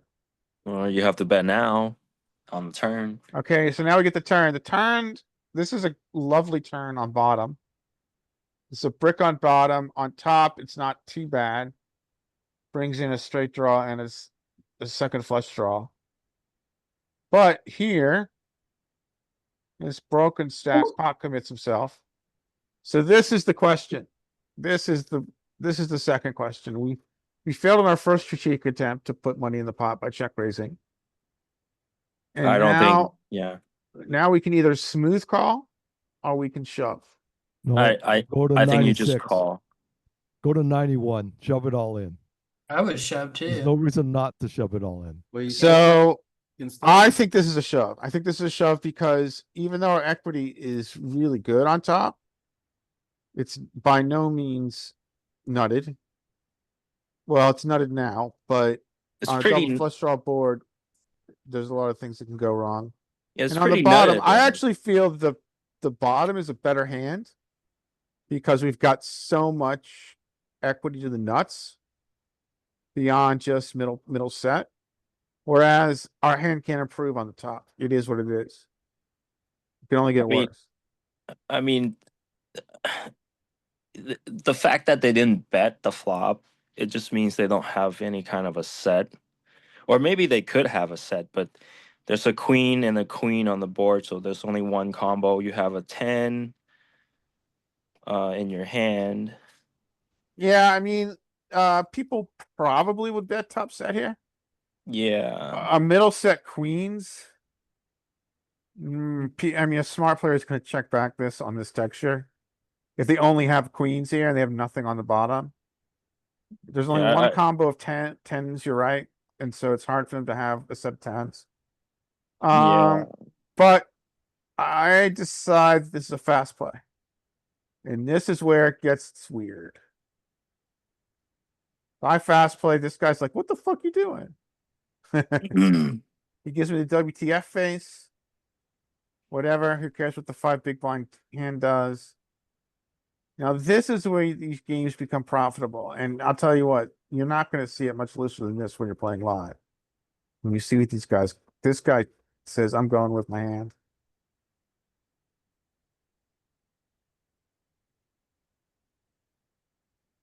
He's thinking, he's like, okay, I want to gamble.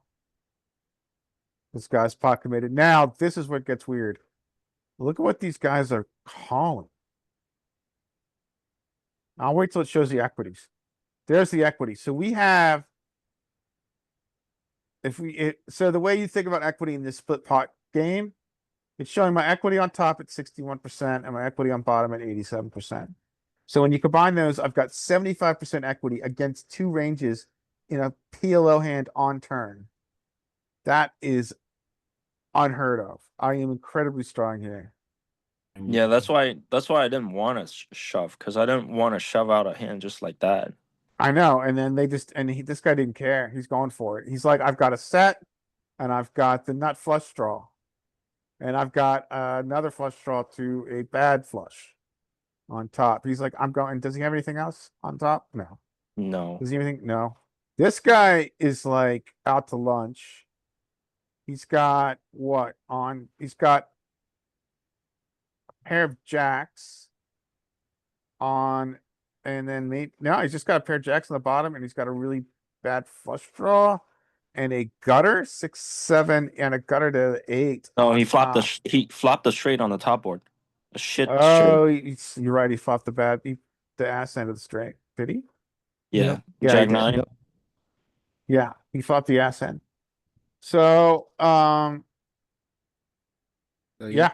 And so I am looking like I'm gonna scoop a 230 big blind pot, Giant. 240 big blind pot, but of course the flush comes in.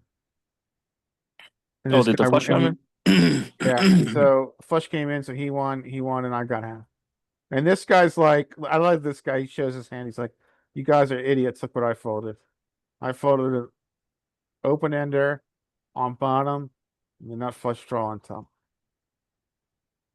I mean, So- I think I would put some notes on both of those players saying what they did there, right?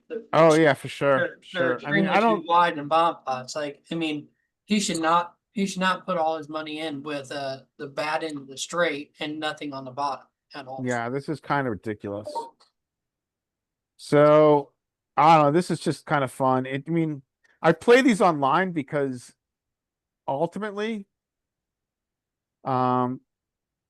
in Texas, your night is going to be made or it's a make or break when it comes to these bomb pots, and it's pretty much all I study outside of these sessions.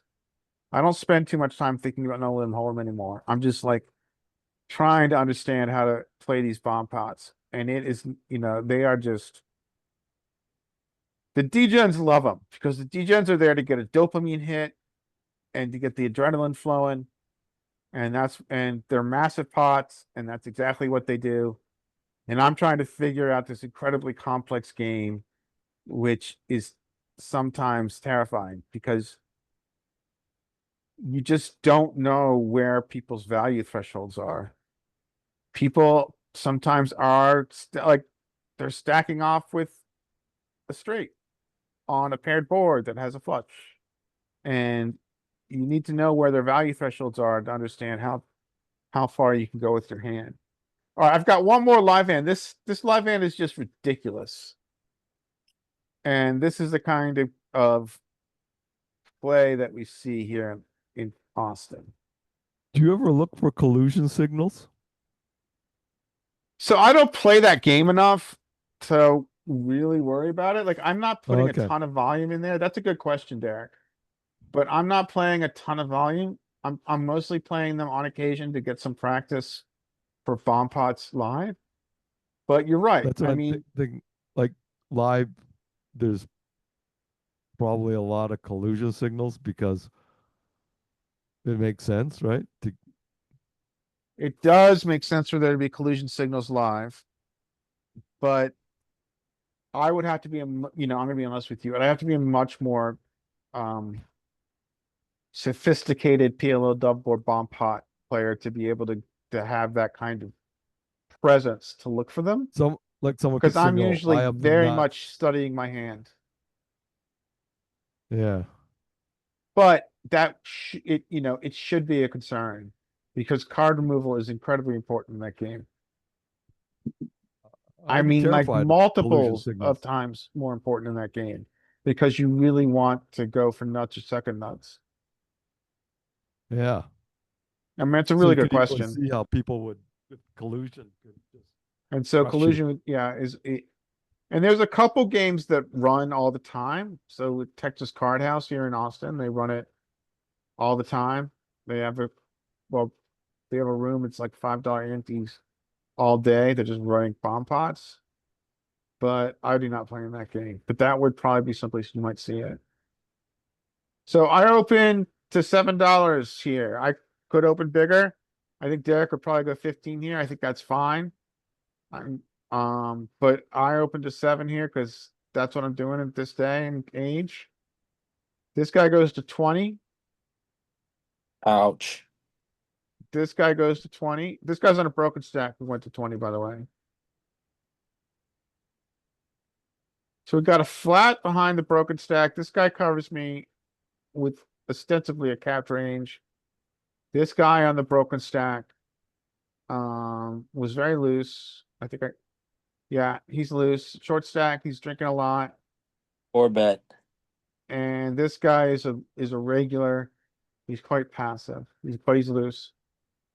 Yes. So what size are you gonna if you choose the 4-bet here? I don't think flatting's an option here, by the way. Shove. 90, I 4 mean, to 90. maybe. His hand feels too good to shove. you only You have don't think 90? 200. You're just going for the lose guy. Is he really loose? Pretty loose. Yeah. Put the money in. All right. I mean, I think I think with the offsuit version, I'm gonna put the money in. I think the suited version of Ace Queen here has more playability. Mm, But you're short though. Out of position Yeah. to 2 players short. I don't like it at I all. actually, by the way, guys, technically I'm not short. I'm playing 100 bigs. I don't No, but consider like 100 bigs short. the other guy's just playing with a But 100 effective back. short, yes. Yeah. But effective. effective, Sam, you're right. He's playing 50 bigs. But we I do have this mean- guy, he's playing $400 behind. yeah, you should just jam here. I mean, what are you gonna do? Make it 60 and have them both call? Exactly. Yeah, you can't do anything other than if you raise, it's got to be jam. Or make it 120 and just cover the drunk guy, and then you have like, I don't know. It's just a weird short stack size situation. I It would is. just put the Okay, money in. you guys are opening my mind. Maybe shove is the right play here. I'm shoving ace king off here. I'm shoving jacks and queens. I'm 4-betting aces and 4-betting kings. Yeah, the fact that you kind of were saying that you would rather shove the offsuit version than this version, I don't think that makes as much sense. I think if anything, having this suited version allows you to possibly call more here, but I wouldn't do that. But jamming ace queen suited and jamming ace queen offsuit, you're doing better by jamming this one than you are the offsuit version. Well, the argument to 4-bet this is that it just gives us more playability if we get a front door or back door. Yeah, but if you raise, what are you going to raise it to 60? There's just no playability because Yeah, you don't have so playability short. anyway. I'm gonna Oh, raise I it hate it. 55. Yeah, hate come it. on, come on, Larry. What are you doing? Jesus Christ. So the only hand I would do this with is aces. If I had aces here, I would make it 55. You're just gonna shove this. And you're doing that to induce. Aces are aces. Are you doing it with any bluffs, Sam? I don't like to No, shove no, because I no, think no bluffs. You're just inducing with aces, inducing the No, shove. I'm talking about shoving. I'm talking about shoving. Are you shoving with any bluffs? I No. could see one bit making it 110. Because then you're not shoving money into the dry side pot. So maybe. make it 110. But you want money in the side pot though, because he's he's the target. He's a passive loose guy. So you want him 406 to call. Right? So do you just make it 90? And not shove all your chips? I don't like the 55 at all. Okay. Yeah, What are you doing here, you're just Derek? always going to get called here, I think, right? I mean, you don't want Yeah. that. That means they have to put in what, 35 more? So they're going to put the 35 more in. You're out of position, Larry. I would not want to be playing this. Okay. You guys are opening my mind. This is a very awkward spot, right? Short stack, 3-bet, loose. Okay. All right. I'll buy Okay. it. Stick it in. Yeah, it's short enough where and the hand is strong enough where I'm willing to gamble for $110. My hope here is that this guy shoves and pushes him out. And then we can call because our pot odds are going to be really sexy. Or if I'm lucky, this 4-bet gets a flat from this guy and this guy gets out. Who's capped, 35 right? bucks? He's not getting out for It's going to 30. fold for 35 bucks. Is that what you're saying? Well, evidently that's what I was thinking, but what you're telling me is that's not the case. Well, Because why one- would he call for 20 and fold for 35 here? Yeah, once he calls, the pot is gonna be like what, 110, 130. He's calling 35. What, 4-1? So the argument is that our only option here is to fold or shove. That's the argument, right? Um, I don't know. That's what I I was think you're asking. close. I think you're close to being able to flat. I think I Hmm. call here. Flatting is interesting. But I just think you're not worried about the 90 guy, and you're way ahead of the range of the button. Yeah, How was the Yeah, button okay. playing? Was he really loose? so our options are call feels not right playing multi-way out of position. Yeah, that's why I think I don't like it the most. That's why I think shoving is really good. Okay. And then maybe we're making my play with aces and kings. I'm not even doing it with kings. It's just aces. Literally, like no bluffs. So kings are like, kings are shoving. I'm just putting the money in. Kings. Heidi ho, let's go. And Okay. if you're at 100 big blinds, you really want to get up to 200 big blinds. Because that's where the profit is. I do want to get up to 200 big blinds. That's true. So just shove it in, flip the coin. If he's got ace king, fuck it, right? Okay, fuck it. So, all right, I make this play. Now it gets even weirder. I see your guys' points. That's why I bring it. I think I like what you're saying. I'm picking up what you're throwing down here. Shoving would actually won this hand. We totally missed the flop. And that is the exact reason why you shove, because what are you supposed to do here? Like, I mean, Well, what I check. do, I think, is what you do, massively multi out of way Check. with an SPR of 1 Less than one. with this guy and an SPR of 0.33 with this guy. I check, this guy shoves, this guy calls, I'm Hmm. out. Now. Check Oh. out what these guys have, and it's I gonna. don't know that you can fold that. Yeah, that's pretty close to being a call, I think. Cause of just pot odds. Yeah. Mm-hmm. And yeah, your Two equity. overs and a Two Two I mean, overs you're- and a backdoor. You're hitting like 7-1 to call. 2 overs and a backdoor. Yeah, see, that's the problem when you call and you whiff what?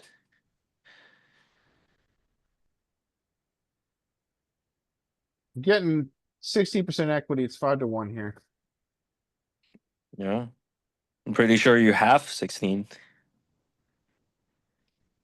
Backdoor 2 overs. Pretty sure you do. So at worst, we have 6 outs here. It's 24%. Yeah, okay. This is an overfold. And then this guy See? wins with Oh. king high. This guy shoved his OESD with king 5 off. This guy called with He called Jack. King Jack off. Yeah, And you this know, guy called with king jack off. I'd be putting a green tag on this guy. Yeah. Just buy a whole bunch of green little sticky notes and stick it on his forehead. He was so drunk, I don't think he would have noticed. So, I think you guys are right. I think I played this poorly. I like to shove here. All right, Larry, I put a hand in the chat. You can click on it and tell me how Okay. bad I played this. Well, it's a global hand. It is a global hand. Okay, let's bring up the global hand. Here it is. This is a global hand. So.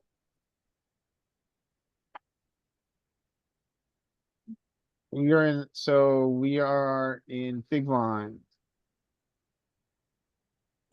This is an interesting spot. What are you guys doing here? Old. Fold. A 4-bet. Maybe 4-bet bluff. Depending on player type. What do the AI overlords say we're supposed to do here? You could 4-bet, I think, but That has to be a 4-bet bluff, right? yeah. I'm I curious. think you're 4-betting like 75% of the time here. Doubt it. No. Oh God, no. I bet there's just some slivers of 4-betting, but it's gonna be, I'm thinking 90% fold if with slivers of 4-betting is my guess. Not bluffing King Queen. Suited there. We're doing 6 max. Trying to bring up class, 6 and 7. Let's see what you're supposed to do. James is aggro. Enough. You All go right, so you are what? go pre-flop only and go Hold on. 3x. Big It's blind. hijack, right? Yeah, go pre-flop only, Larry, and 3x opens. No, it was low. UTG. It was low jack, yeah. UTG. Here, I'll let you do it. Yeah, Larry, check it out. I'm Pre-flop gonna only. stop. I'm gonna stop sharing. Let you shuffle. Oh, I gotta get it ready. Okay, no worries. We'll wait patiently. Dean, tell a story about going to Las Vegas. Dean just got back from Vegas a couple weeks ago. Couple days ago. All right, what do we got?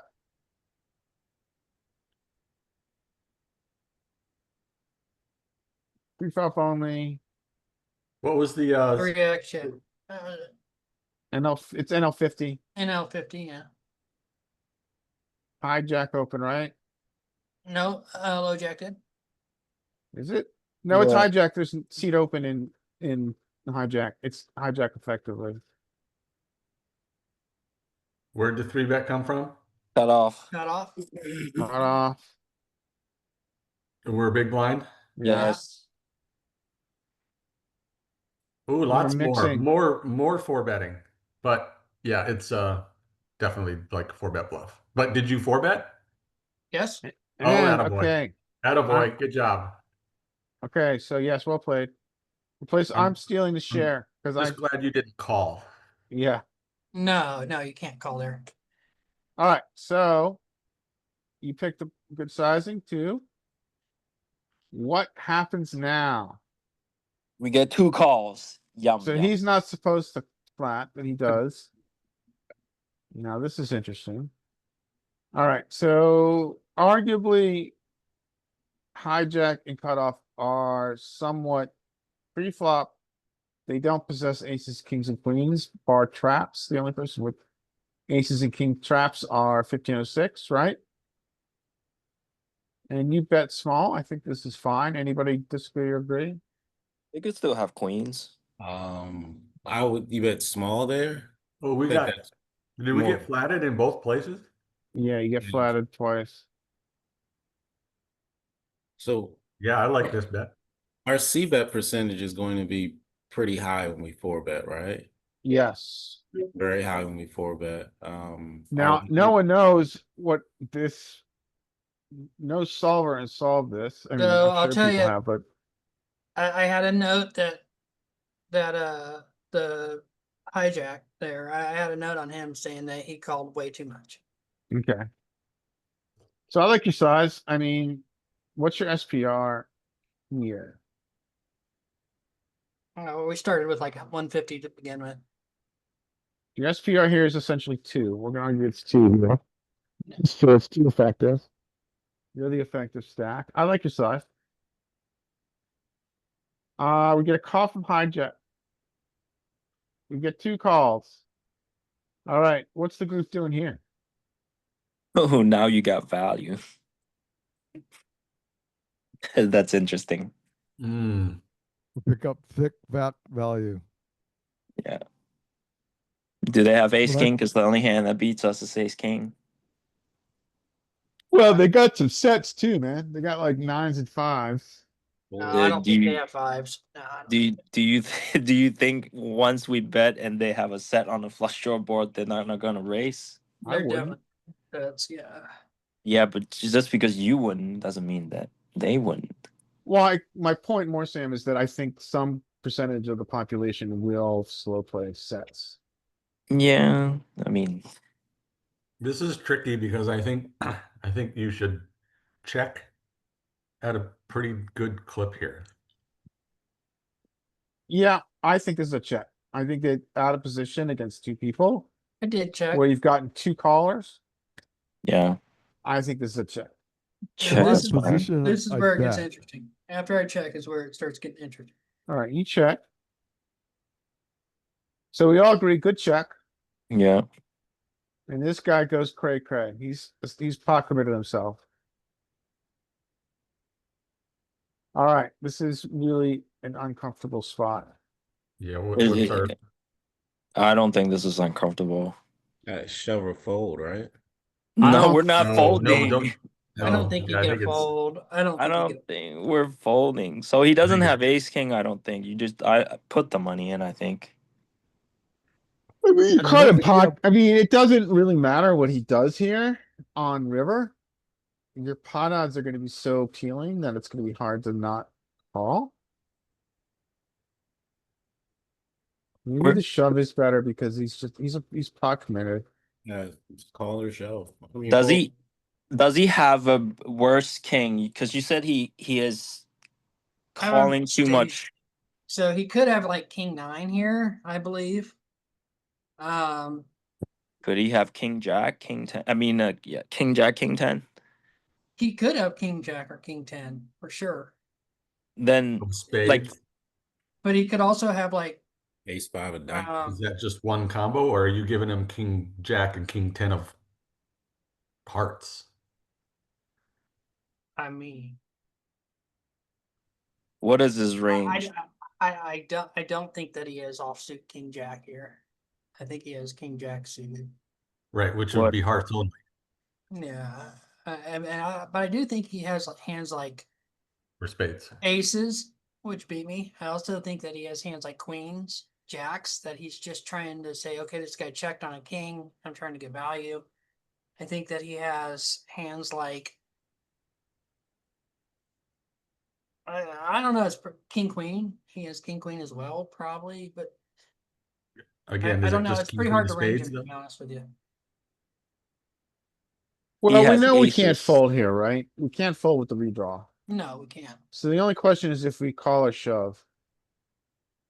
I'm trying to decide if there's enough hands in there where I could either shove and get him to call off with the worst king, or do I just call and if the river breaks, I just donk all in to get a call from a worst king. This That's what I'm does thinking. this does feel like a set to me now. Set of what? 9s or 5s. I mean, I think they raised the flop. Yeah, at some frequency, you're right. They are gonna raise it when they're scared of the flush.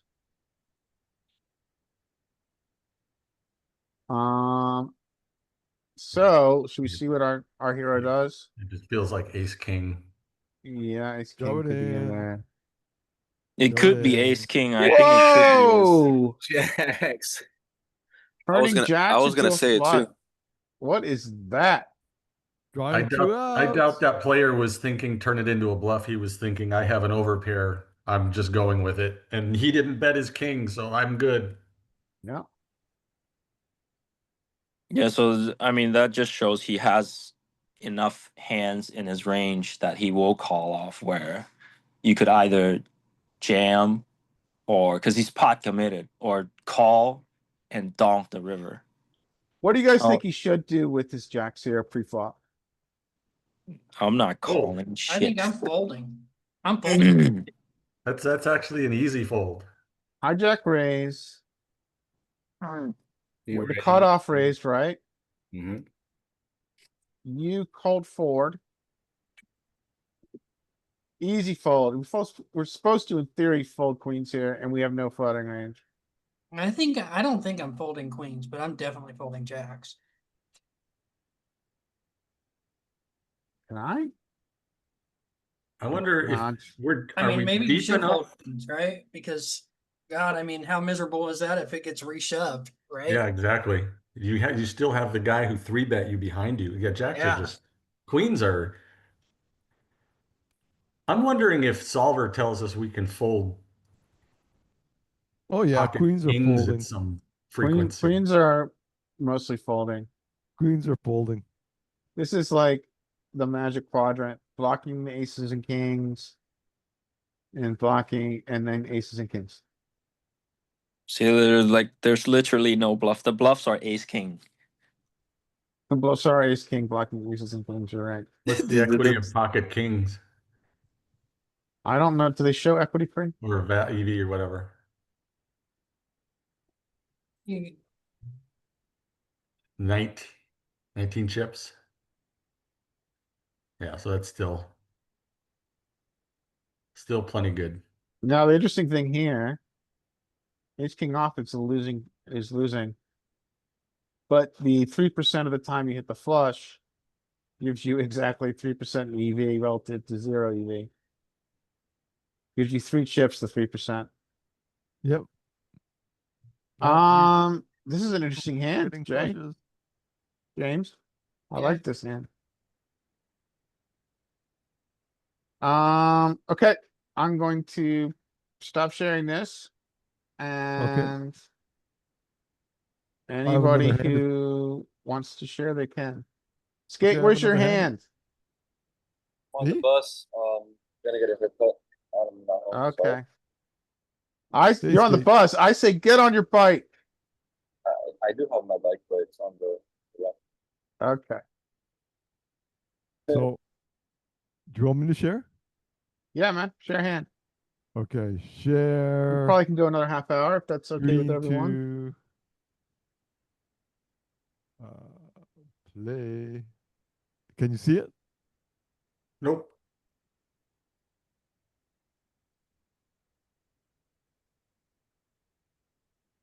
Okay, so We're not I sharing yet. 3-bet in the small blind. Still Derek, no you're not share yet, sharing Derek. yet. What? You're not sharing yet. Oh, share. Now is it sharing? There we You're go. sharing. Okay, let me just go back here. So I'm in the small blind. Okay, and what is your Late hand? position. Late position raises. So I Okay. have the magic nuts here. You I got have ace and ace. ace 5 suited. You got the magic Magic. solver hand. The magic solver hand.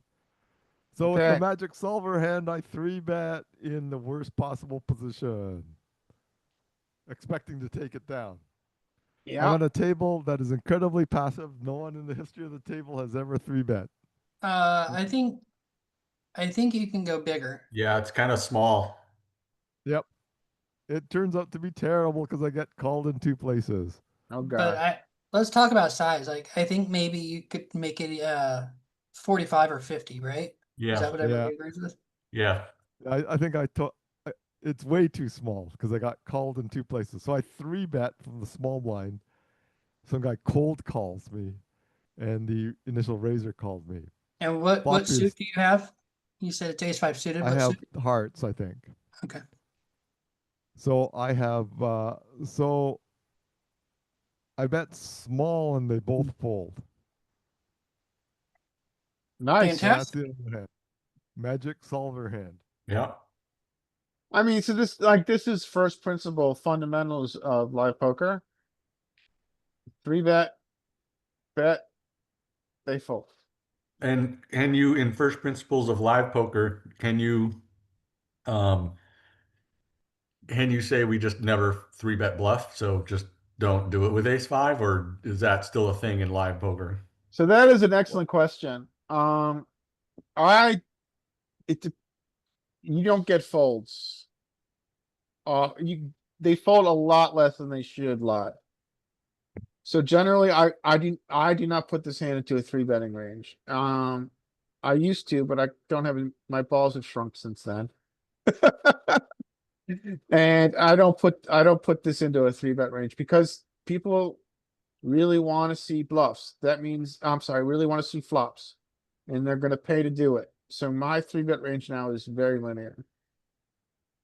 So, like, remember when I said fuck balance Yes, and just 3-bet queens? yes. So I'm trying to expand a bit more. Yeah, I mean, if you talk to a good player and you listen to the coaches on Coach Live Poker, they've got a more expansive 3-betting range. Because they are gonna take that nut advantage that they're getting and take a post flop. So they're going to have a larger 3-bet range than I do. Mine is quite linear. I have a very linear 3-bet range. But I will say this, if you are gonna have a 3-bet bluff, this is the hand to do it with. I mean, I don't know. I'm 3-betting ace five suited. I mean, I just am. I 3-bet a lot in live poker. Like I 3-bet probably 25%. Yeah, I mean, Wow. that's awesome. That's the way I mean, you want the 3-betting is not, in theory, 3-betting is not only about, especially in live poker, is not only about putting money in with your best hands, it's about playing the hand heads up in position. Well, I try to win the pot pre-flop because you don't pay the rake. Are you talking I about like live it. poker or are you Yeah, talking? live poker. Yeah. What So- six do you play? Well, I was playing 5-10 for a while, but I've went down to 2-5 since I lost my job. So I'm playing, yeah, I'm not playing that high, but I think what's happening at your stakes, 2-5, is that people are gonna fold more properly. But at 1-2, people don't fold the 3-bets as much, I think. I wouldn't say I think. I think they literally do not Well, okay, call so, all too so much. Sam has told us the literal truth, which is that they do fold more appropriately at 2-5 than they do at 1-2 and 1-3. Is that correct? Even in 2-5, like I don't find the player pool like they hand read just a little bit better. I don't find them too much There better than 1-2. Yeah, there's not much difference. Even at 5-10 at the casino that I was like recently, I recently start playing like 5-10. There are more regs on the table, yeah. But the The back regs are players, better. The regs are better, but the fish are about the same. They just have Yeah. more money. I mean, I just play with this one guy who's a reg. He's 31 because I talked to him after the session. He still do some dumb shit like, and he's obviously a reg. like middle position open, the button flats. He 3-bets to 5x with jacks. The flop came like 9-6-3 rainbow. He bet small, got call in 2 spots. The turn came a 4, so the board is horrible. He bets kind of big, and he was like over 2K deep. Like Wow. 2K deep. He bets $320 into about like 690. The first player folds, the button clicked it to 700, and after the button clicked it to 700, he only has about like 750 behind. Like when I looked at the hand, I'm like, this is never ever a fucking bluff. Like the guy turned a straight or turned some kind of a 2-pair. The guy did not, the small blind did not fold, the rig did not fold. And then the river came a blank, and he's just open jam 750 with jacks and got snap called by a straight. I'm like, this is the kind of play that you see even at 510. Interesting. So, So should I move up? Start Move playing up to where 2-5 they more respect games? your raises. So I don't know.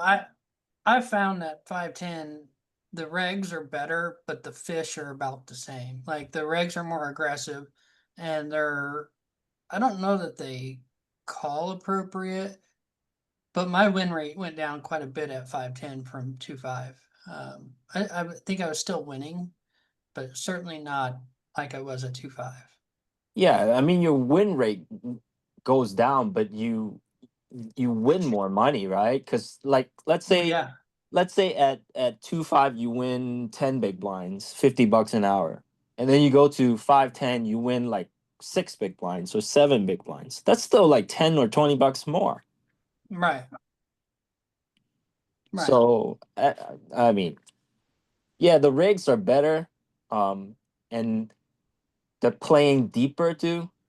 But the thing is, uh, that's when, like, if you have the money and you're not afraid of the downswing, because I'm trying to come out of a 6K downswing. When you deep is when you could like bluff them, like literally bluff them, because they will tell you when their range has a hole in them, Yeah. and that's when you put all the money in, like I did like 2x pot bet and get them to fold out a straight on a paired and flush board. So it I mean, I like it. Um, I I had to would stop. I I would had to- not be able to play like that before Hungry Horse, because I never thought about it that way. But now I I had to feel stop very mine. comfortable. Huh? I lost my job and I had to use a lot of money, so I yeah, I had to move down, but that's fine. Yeah. That's what happened. That's the game we play, right? Yeah. Okay, cool. Derek, you have another hand, or we want to move on to someone else? I'll move to someone else. Okay. Um, Mike, you want to show more hands and we'll last 15 minutes and we'll call it? Or Sure. shall we call it now? I'm good to keep going. Show us some hands. I gotta step away for a minute, but I'll be All back. right. Stop share. Okay, so. We'll do it this way. And then do this way. And then this way. All right, there you go. All right. Oops. Let's see. That's still there. Let's see here. Okay. Here we go. We raise. We get flatted. And then we get squeezed by a very aggressive player. And it comes back to us. This type of player here is typically it's the kind of player that I will 4-bet. And I did. So what's his 3-bet percentage? Just curious. in these 23 hands, he has 0 3-bets so far, 0 out of 6. Okay. 23 hands. This type of player, I feel this player is on a few of the tables at the same time. He's pretty easy to identify, or at Okay. least this player type. And there's often this is pretty common at on Ignition at NL 100. They're very aggressive. Um, but when he flats the 4-bet, now in fact here's some notes that we have on this villain. You can see his 3-bet range. I don't know if you can read that, but I'll read it. 3-bet range is jacks, nines, fives, king 10 suited, king jack suited, 8-7 suited, ace 10 off. Okay, so he's So 3-betting 5, or he's 3-betting 5s plus, and he's 3-betting suited broadways, yeah, right? yeah, And or looks like he's 3-betting all Broadway, and then some like suited connectors. Okay. yeah. Well, I like the 4-bet a lot then. Yeah, so that was pretty standard against him. So, but now he flats the 4-bet. So now here we are going to a flop, and we get this flop. Now, phew, should we be? I will be check raising with overpairs a lot here. I'll be check raising with draws here. I will be c betting a lot. So I kind of was torn here. That's kind of a shitty flop for ace queen. I was torn. Should we be c betting just pure? Yes. I think you should. I think you should see bet pure with an aggressive player like you're stating here. What's going to happen is he's going to make it 40, and then you're just going to be vomiting in your mouth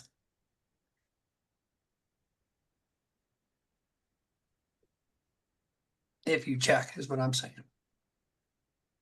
Yeah. So I think by making it 10 or something like that, and just you're gonna get to the turn. But the problem is, yeah, it's tough. I don't know. I would make it 10. You bet 10% to 15% pot, and then check the turn. Yeah, I think I made the first mistake was not c betting, and he checks behind.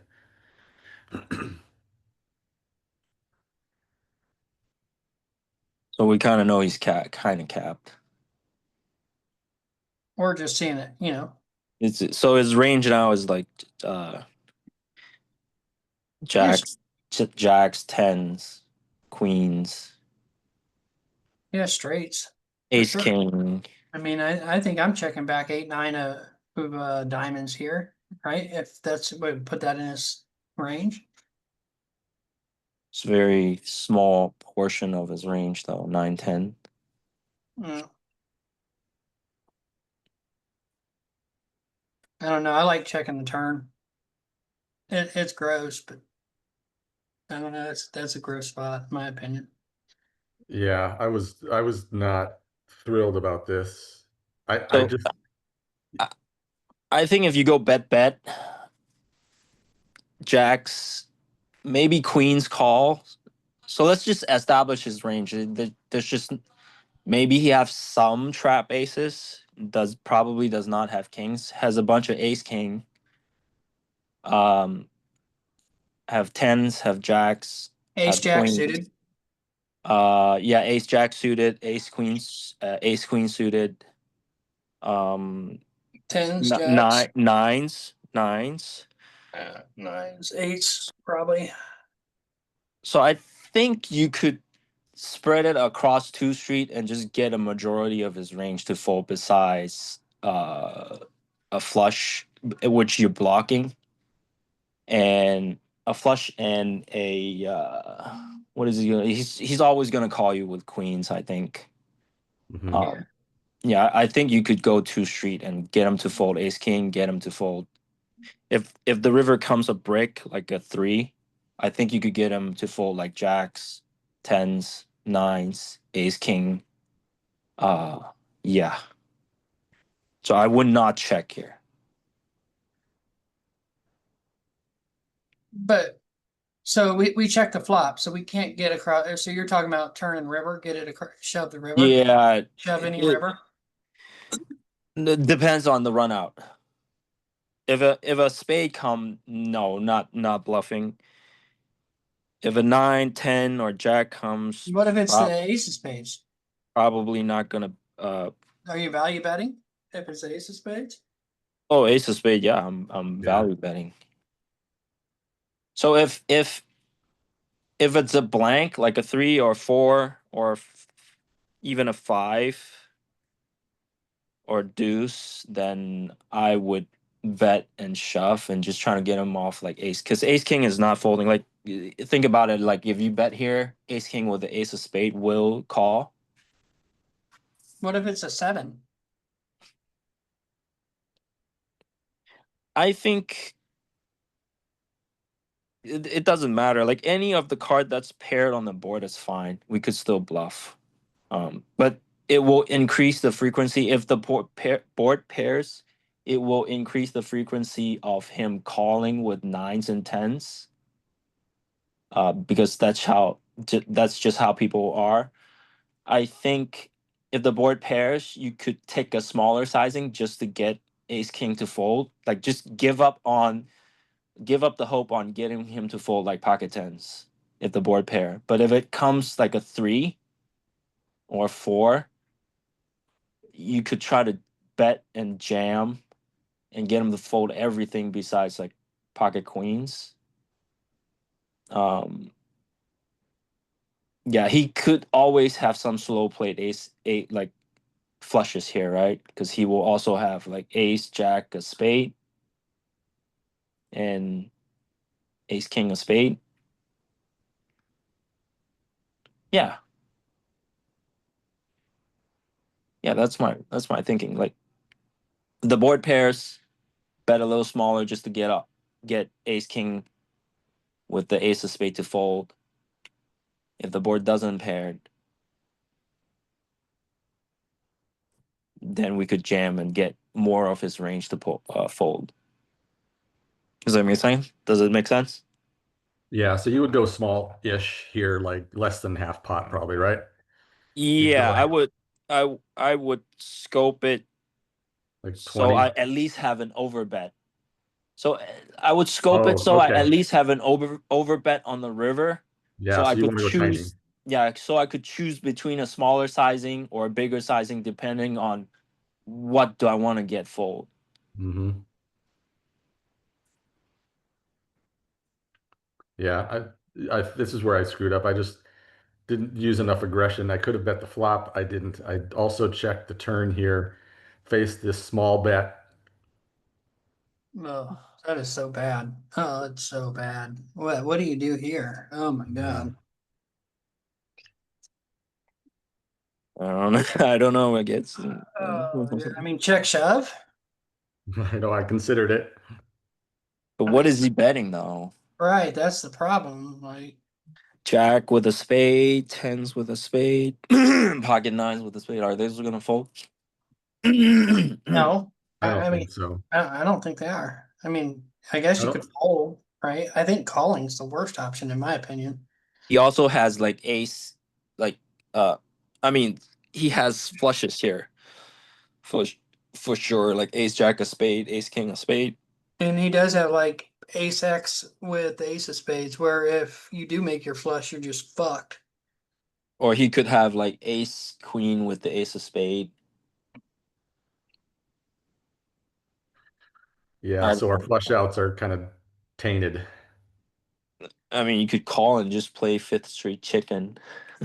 No, I don't like calling at all. I don't know. I don't know. This is a tough spot. Yeah, I like Yeah, folding, I, but I wound up folding, and I thought maybe folding was because, I mean, I guess sure we know what his hand is here, and against this specific hand, we're doing okay to call, but we don't know that obviously.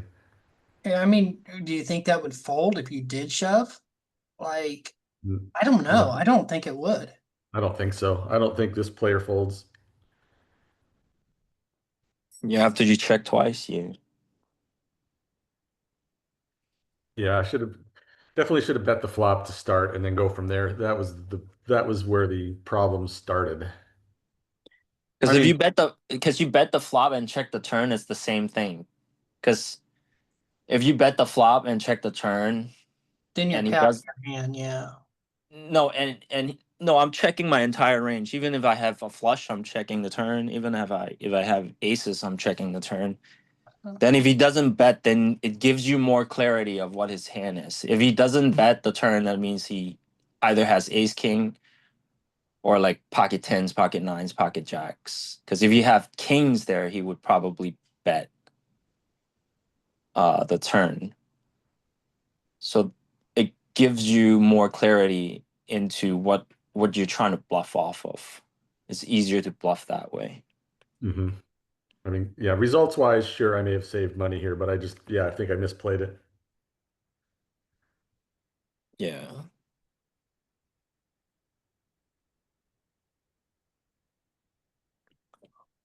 That was an interesting hand. That was a tough spot.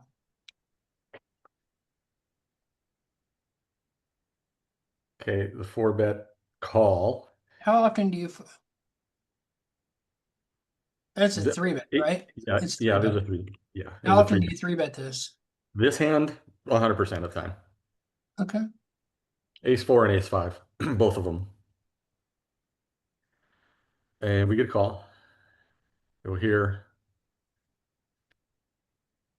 And here's the situation. I doubt I check here. I'm sure I bet. Okay, so this is the standard kind of Yeah. C bet. We get called. Pick up the gutter.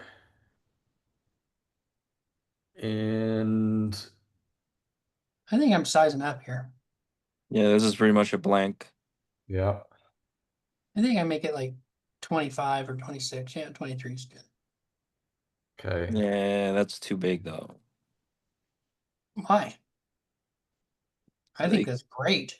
if he calls you, what's the pot? Then It means you can't got bluff. three part- It means you you went can't geo, bluff the right? river. Huh? You went geometric, so that means that you're betting 75% now, and you're betting 75% on the river. So that's good. Yeah, but So it's too small. He's not gonna fold a jack if you jam the river. Because we're not gonna like once you bet here, you kind of have to bet the river. he folded tens. And the crux is if you bet smaller, they'll call with a wider range, and that gives you more hands to bluff on the river. Like, and then you have a bigger stack, like a bigger stack behind. you have Mhm. more ammunition.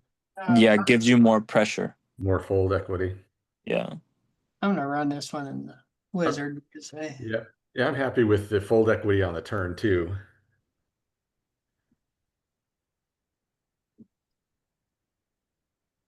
I mean, you could look at it two ways.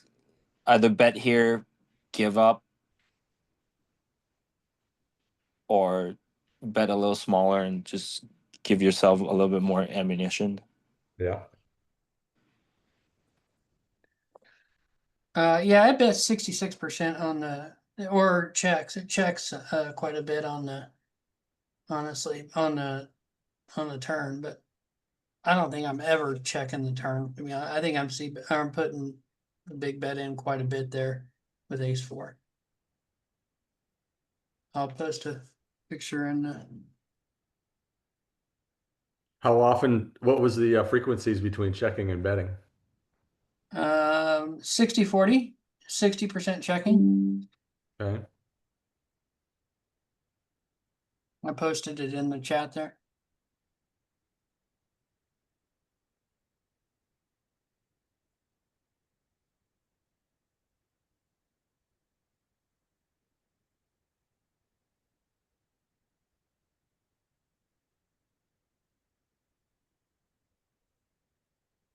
And we had the ace 4 of clubs, right? Yeah. Which wants to check. It's like, oh, wait. Ace 4 wants. Oh, I see. Ace 4 of hearts is the only hand it's betting. Ace 4 of all the other ace 4s are checking. But it doesn't show that you have ace four of clubs. So did I do something wrong here? No, Should- it's there is just no. of all your combos, of all the combos you have, the front door is what you want to continue with, and the others are saying to check. Oh, that's because you're not supposed to see bet ace four of clubs or on the flop. Right. That's probably true. Yeah. But I'm doing it. I mean, I don't know. I thought you played it good. Yeah. Okay. Eights in the small blind to a button broken stack. I like the 3-bet. Yeah, I do Yeah. too.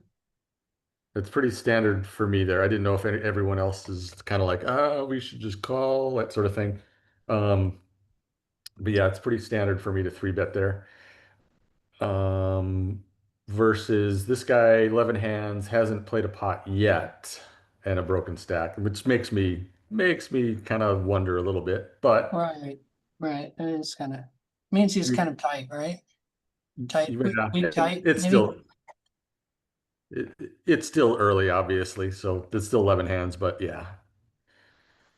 And then we get cold called, and we do get the fold from the button. So we got cold called by another broken stack. Let's range him first. What do we think his range is? Oh, I think we he's yeah, gonna I have a think lot. we go to our typical middle to upper pairs, fives through tens kind of thing. Suited broadways and suited aces. Ace 10 below. Okay. King Jack. Ace jack suited, ace queen off plus, Mhm. pocket tens, pocket jacks, pocket queens. The same old crap. You're right. Yeah. Okay. We don't think that he has hands like I mean he's pretty wide. Look, he's 38-6. We don't think he has hands like ace 3-0, ace 4-0. Yes, 38-6. How many hands? Yeah, it's only 16. 16 hands. Okay. Yeah, so still not enough to really kind of say 38% is what he's doing. I would discount the low ace rags. I would definitely not think that that's in the range. I would say ace jack, maybe ace 10 plus is in the range. 10 jack suited, 10 jack off. 10 jack suited, yes. I think you could get that in there at some frequency. Okay. All right. Um, I'm so here we are. checking. Yeah, this one's I wasn't sure. I think I probably default to c betting versus the fish type players. I'm tempted to check this. I mean, Yeah, me too. I certainly can see getting behind checking for sure. Yeah. Because now we're in no man's land. I don't think that king changes much though. Like if you were ahead on the flop, you're still ahead.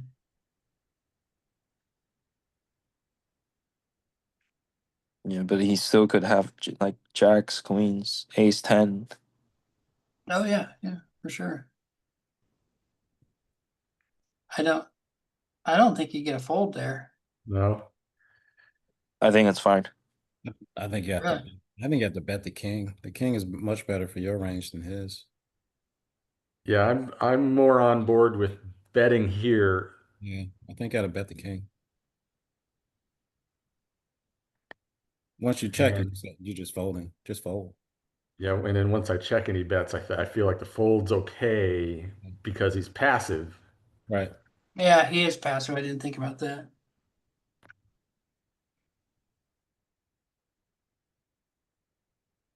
Right. Yeah. That you're supposed to bet that king.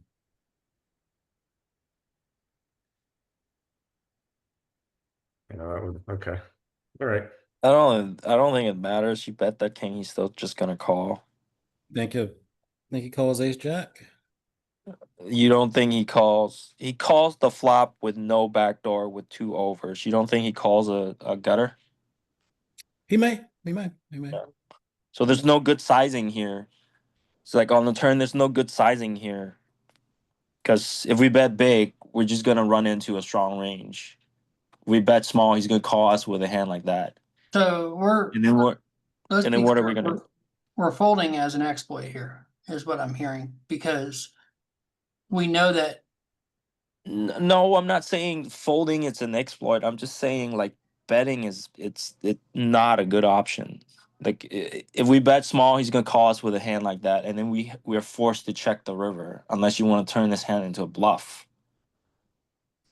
Throw it in And then solver and see what solver does. I'm pretty sure solver's betting that king. I'm not saying that you're Yeah, wrong. we can't But- though because of our stack sizes. Like that's Oh, yeah. that's the crux of the problem with betting. Because pot's 40, he has 52. You know, if he had a full stack, I think betting makes a lot more sense. like he have that hand, he's gonna have ace 10 suited. And then he's gonna have queen jack suited. None of those are gonna fold. And then we check the river, and then we just open ourselves to getting bluff off a hand.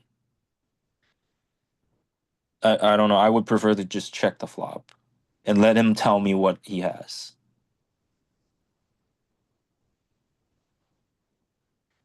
Yeah, on the flop, if we check and he bets like a typical B50, we're calling. We're calling eights. Yeah. Pot's 48, and he has just over a pot size bet left. We check. He probably checks. Mhm. Yeah. Then you Then, have more clarity. yeah, So yeah, but solver, to your point, probably checks the flop a lot. I don't know what the solver does with it because it's a broken stack. And I Yeah. don't think he's supposed to call with ace jack off there. No, he would think that he would only be like it would have to be two overs and a backdoor flush draw for him to call, or a pair. No, I Right. mean pre-flop. Pre-flop. I don't Oh, think he's supposed to pre-flop. call with Oh. ace jack off. So No. Yeah. like the output is gonna be screwed. yeah, there's Yeah. there's no Like solver we can use here. Yeah. that's why I'm not in the camp of, oh, that card is good for my range, so I bet. Like it it doesn't work, especially in live games. You got to know what they're starting with pre-flop. If they're starting with a bunch of like offsuit Broadway, that's just horrible board, and horrible turn. In a single raise pot, I agree the king is definitely good for us. In this configuration, the king is probably not as good for us as it is in a single raise pot. Still good. Still, our range is better than his. But because of the cold call to the 3-bet, I don't think it's as good as it should be. Yeah. Yeah. Oh, jeez. I don't know. That was a tough spot. Yeah, right. Okay, fellas. All right. Should we call it? Let's do this Jack's hand and then call it. Okay. He saw Jackson like, yeah, let's do it. I All right. Last hand declared. Jacks it is. I can misplay jacks as well as the next guy. Oh God. Okay. Well, here we go. This is the first spot right here. 10 hands. He has been he's played all 5. He's played 5 out of the 10 and raised them a couple times. I don't remember. I'm pretty sure this 5 was out of ordinary. Like this was the first time he made it 5 and not something else. Then I would default to say this is a stronger hand. Yeah, I would too. Yeah. Yeah, me too. Then I would default to say it's a stronger hand, and I don't. This like Jax is like right on the cusp. Yeah, I think you just have to call. I don't think you get a 3-bet this. Right? Because we're saying that he has a stronger hand, so at best you're flipping. Yeah. Yeah, I think that's exactly what I was thinking, that we can call basically just set mine, right?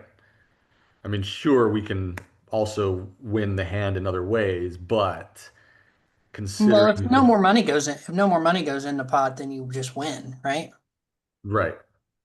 That's what I mean. Like we're calling, we're set mining, but I mean, yes, there's also other ways to win the pot here.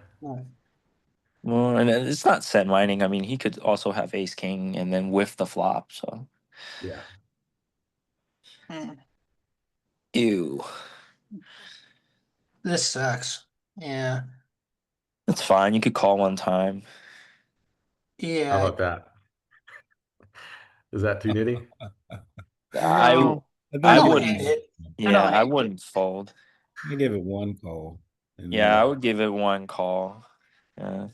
Yeah, I think that, so. I think this is pretty common with ace five. I mean, I'm sorry, with ace king. People love to three bet ace king larger to generate a fold. And I think they also in turn like to RFI larger to generate a fold. Yeah. They Which just is don't, it's kind of dumb. yeah, well, if you're paying attention, it can very easily help identify the range, but I often do see this with this larger size. Usually it's in a three bet. You see like an outsized three bet with ace king, but it makes sense that it would also be in an RFI size. Nice. He told you what his hand was. Right? Did. Exactly. All right, Yeah. guys. I thought this was a good 2 days. We'll talk to you guys next week. Later. All right. Talk to you later. Have a good one, guys. Thanks. All right, Good luck. guys.